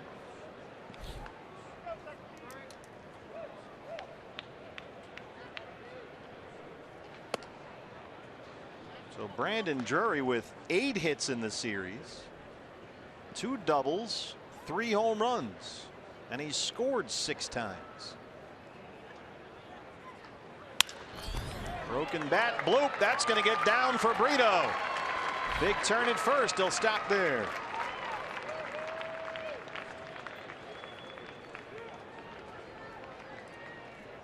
That's a jumbo jack from Brandon Drury. A free jumbo jack tomorrow. A Jack in the Box for the purchase of a large drink. Well, you don't want to be the one guy. Monday it was Gene Segura. He was the one guy who didn't get a hit. And tonight it's Tuffy. Tuffy walked in the 2nd, and he was hit by a pitch in the 5th. He's 0 for 2. 98 from Estevez.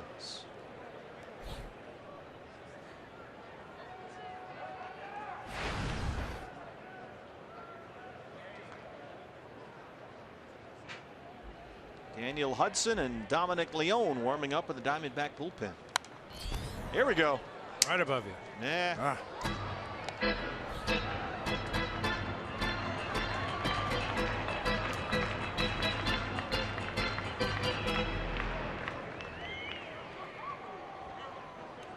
By my unofficial calculation, Gene Segura 9 for 16 in the series, as you mentioned. He went 0 for 5 in game 1.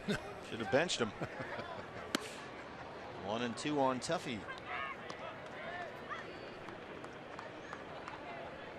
Gene Segura rapidly climbing up the D-backs all-time season hits list. Tied for 7th right now with 182 knocks on the season. 17 games to go after tonight. He needs 24 to tie Luis Gonzalez for the all-time high of 206. You'd really like to see him get to 200. That's always a big milestone for any major league hitter. 200 hit season. And he's all smiles. Why not? 5 for 5. 3 singles and 2 home runs. Back-to-back multi-homer games. Now with 16 on the year. Full count to Tuffy, 3 and 2. Pitcher spot up next, and Mitch Haniger, who hit his first major league home run earlier in this series, is on deck. Mitch today just named the Diamondbacks Organizational Player of the Year. Anthony Bonda was Pitcher of the Year. 3-2 to Tuffy.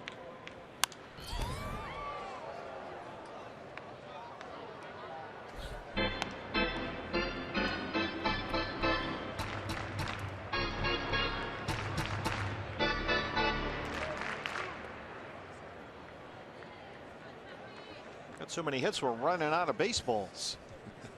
Keep having to run out new balls to Manny Gonzalez. It's going through them here.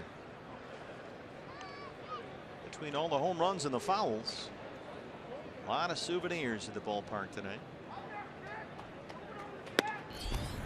Second walk in the ball game for Tuffy Gozowicz.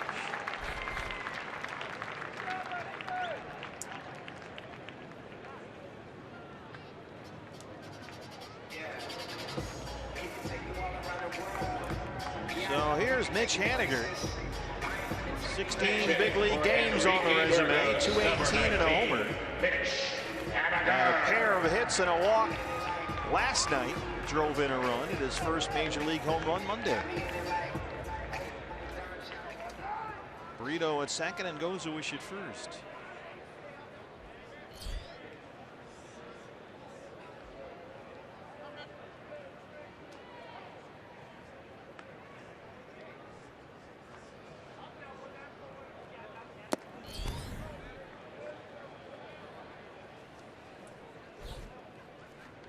Rockies will have the sharp end of the stick coming up in the ninth. LeMahieu, Arenado, and Cargo 2, 3, and 4.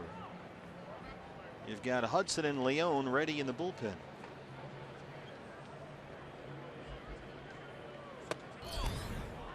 Two 2-0 to Mitch Haniger. Mitch had himself a tremendous year in the Diamondbacks minor league system. 130 games between Mobile and Reno. He hit .321 with 25 home runs. Organizational Player of the Year announced today. 2-1.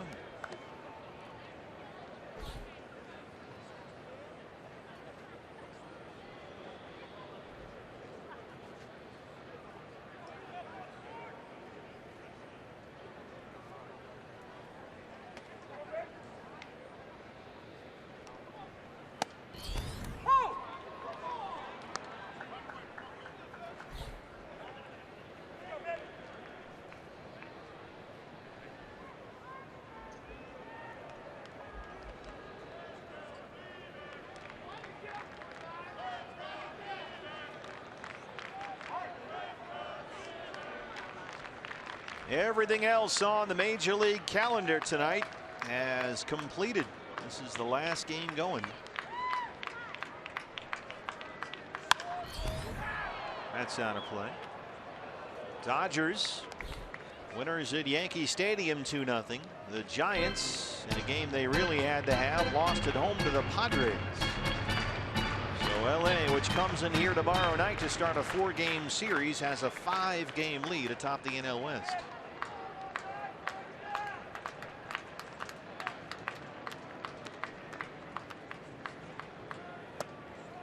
Full count on Mitch Haniger, 3-2. Segura, who's 5 for 5, is on deck.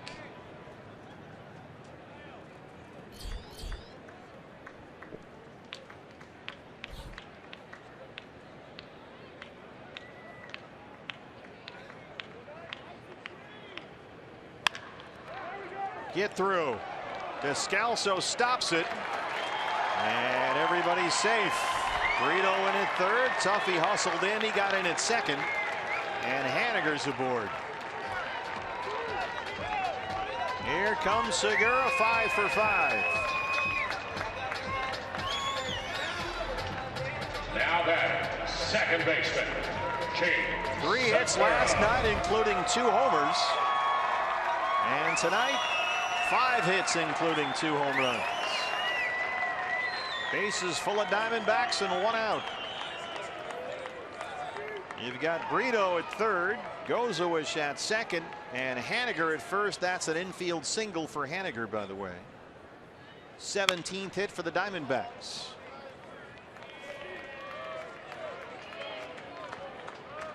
D-backs with 16 hits Monday, 17 hits last night, 17 more tonight.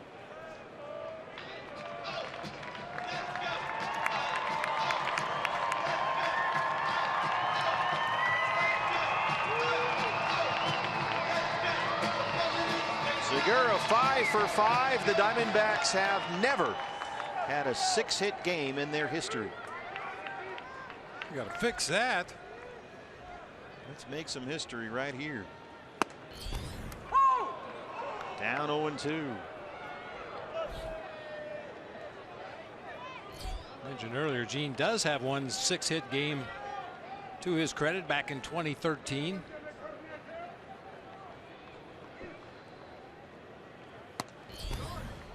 Estevez almost threw that one to the backstop. A ball and 2 strikes on Segura. Came into the game 6th in the league in hitting at .312. He's up to .318 with his 5 for 5.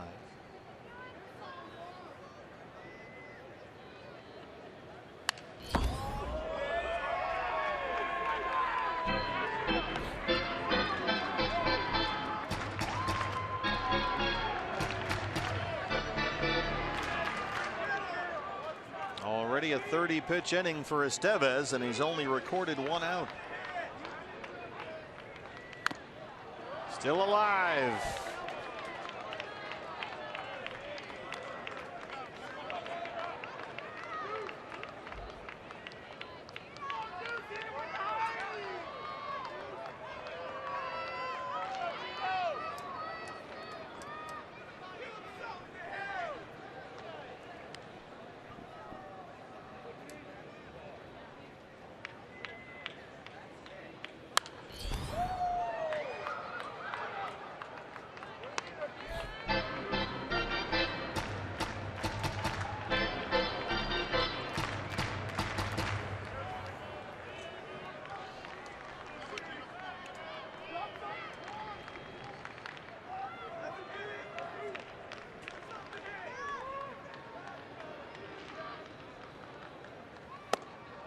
Two and two.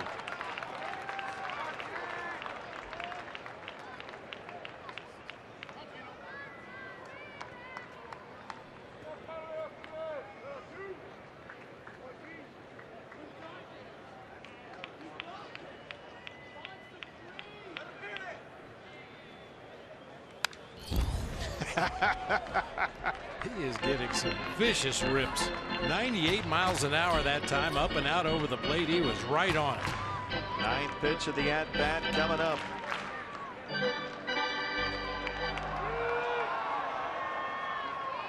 D-backs 2 in the 1st, 5 in the 5th, 2 in the 6th, 1 in the 7th, and 1 in the 8th.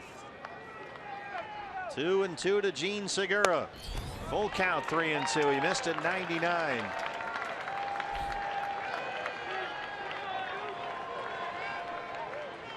Owings, who has doubled and homered, is on deck.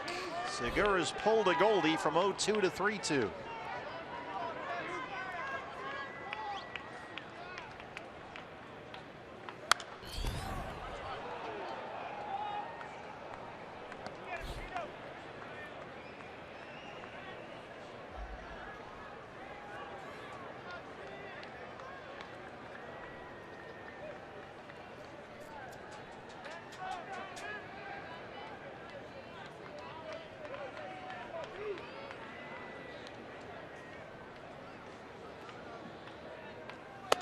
Got him.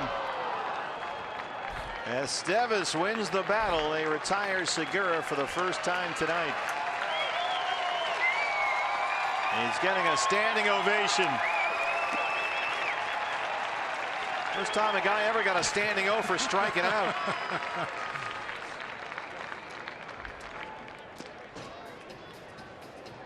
Oh, Walt Weiss. Oh, you gotta be kidding me.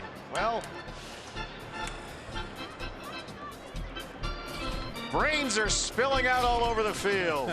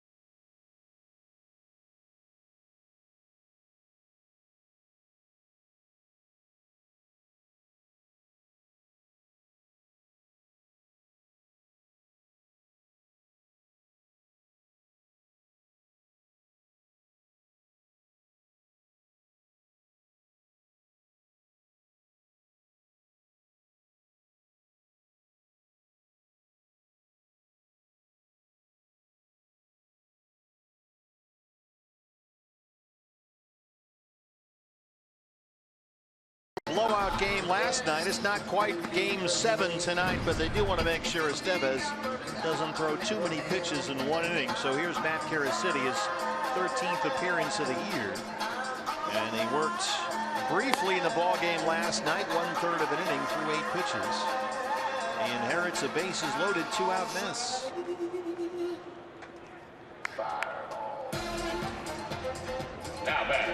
The series against the Rockies, the first time in D-backs history they've scored 11 or more runs in 3 consecutive games. Wow.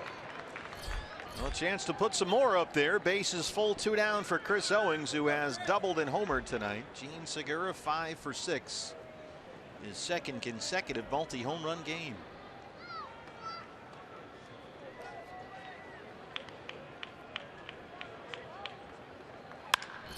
Drives it to center, but right at Blackman. And that's the end of the inning. Diamondbacks leave them loaded, but they do get one. We head to the 9th. It's 11-6 as they go for the sweep.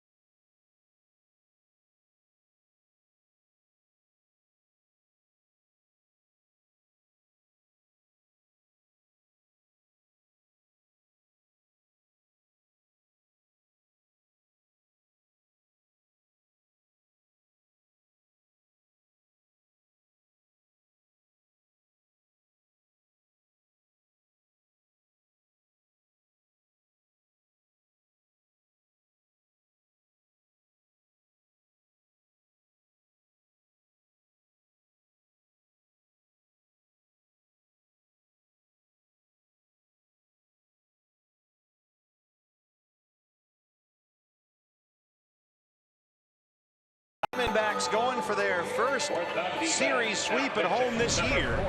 And they'll hand the ball to Daniel Hudson to try and close out the Rockies in the 9th inning. Huddy's 63rd appearance and a 5.81 ERA. He picked up his 3rd save Monday in the opener against these Rockies. But he'll face the heads of state of the Colorado order, DJ LeMahieu, Nolan Arenado, and Carlos Gonzalez, 2, 3, and 4. LeMahieu, second in the league in hitting, is 2 for 4. He singled twice and scored a run.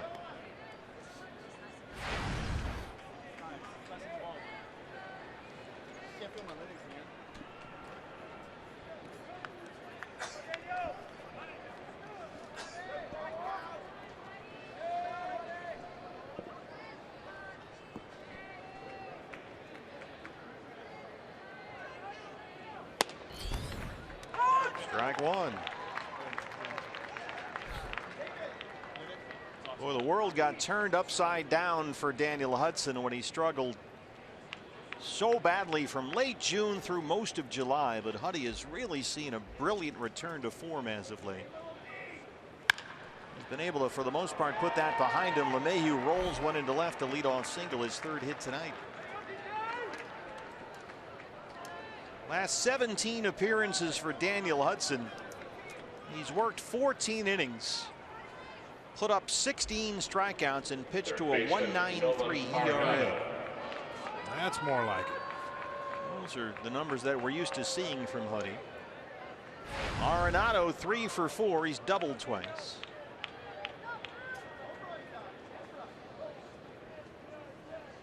He's got 8 hits in the series.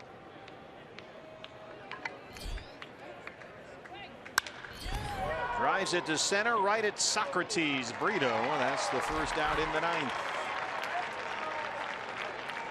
Brandon Webb and Jody Jackson standing by. Diamondback Live post-game show is coming up. Hopefully talking about the first series sweep of the year here at Chase Field. And the Diamondbacks, if they can close this out, will win the season series with the Rockies 10-9.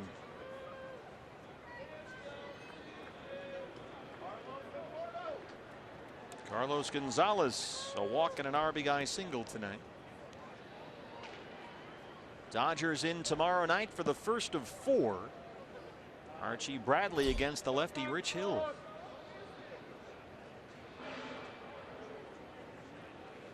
Don't forget David Peralta bobblehead night coming up here Saturday. That's a 5:10 start. Shelby Miller versus Bud Norris for his 20,000 fans with us. Get the David Peralta bobblehead. That's courtesy of Ram Trucks. You can still get tickets at dbacks.com. Last time we'll see the Dodgers this year.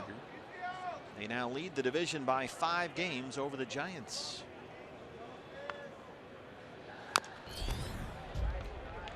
Archie Bradley goes tomorrow. Zach Greinke and Kenta Maeda on Friday. We'll have Friday night fireworks. dbacks.com/tickets. We'll see you down here. Archie goes tomorrow. And then Shelby on Saturday.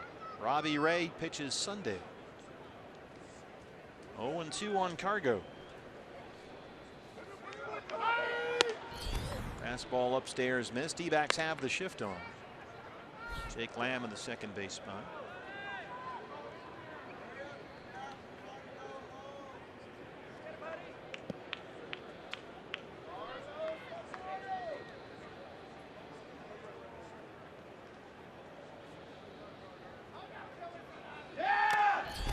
Tuffy hangs on. That's the strikeout for Huddy. 2 down.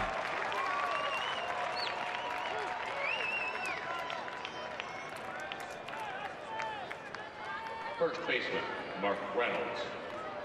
Mark Reynolds.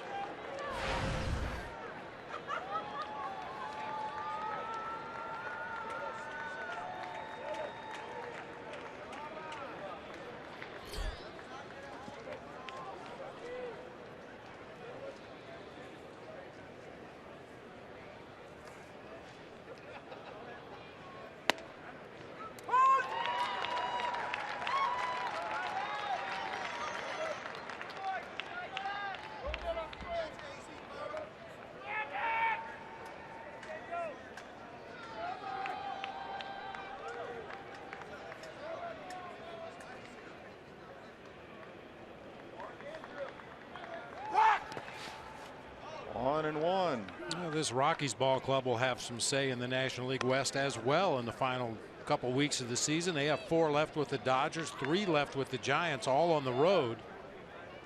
They go home for an off day tomorrow and then play the Padres over the weekend, but 4 with the Dodgers, 3 with the Giants.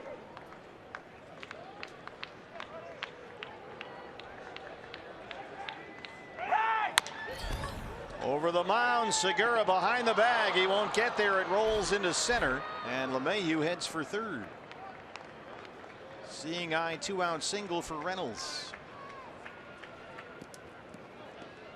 Left fielder, Gerardo Parra. Gerardo Parra.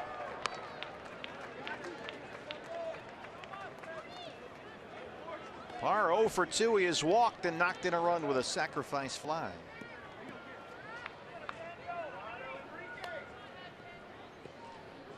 You mentioned Daniel Hudson went through that period of struggle, and yeah, he certainly doesn't need me to make any excuses for him, but that last base hit, it seemed like there were a lot of those when Daniel was struggling. Big time. Ground balls that just snuck through the infield. Seemed like every borderline call went in favor of the hitter. They would land just over the reach of guys, little bloops that would drop in. They would land an inch or 2 fair down the line. It just was endless for him. Remember the one pitch he made in Milwaukee on Scooter Gennett, where he just absolutely came in and crushed him on the hands. Little broken bat ball that dropped in there in the infield. Yeah, behind the mound and second base it dropped. Nobody could get to it. And Huddy is, boy, he navigated through that brilliantly, because you just felt sick for him, because you knew how much it was upsetting him and how much he wants to help his ball club. It was just getting to him. He shut down his Twitter account, focused, and he's really reset the compass nicely.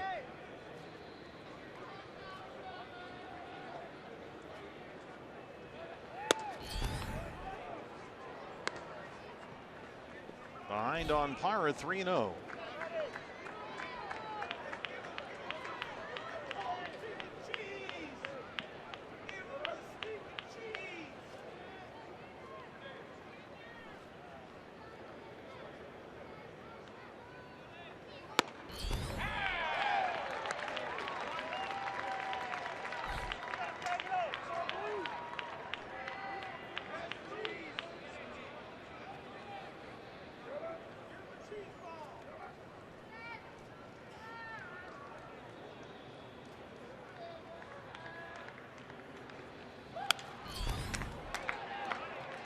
Full count, 3-2. Diamondbacks looking for the 3-game sweep and a chance to win the season series from the Rockies 10-9 by winning the last 5 meetings.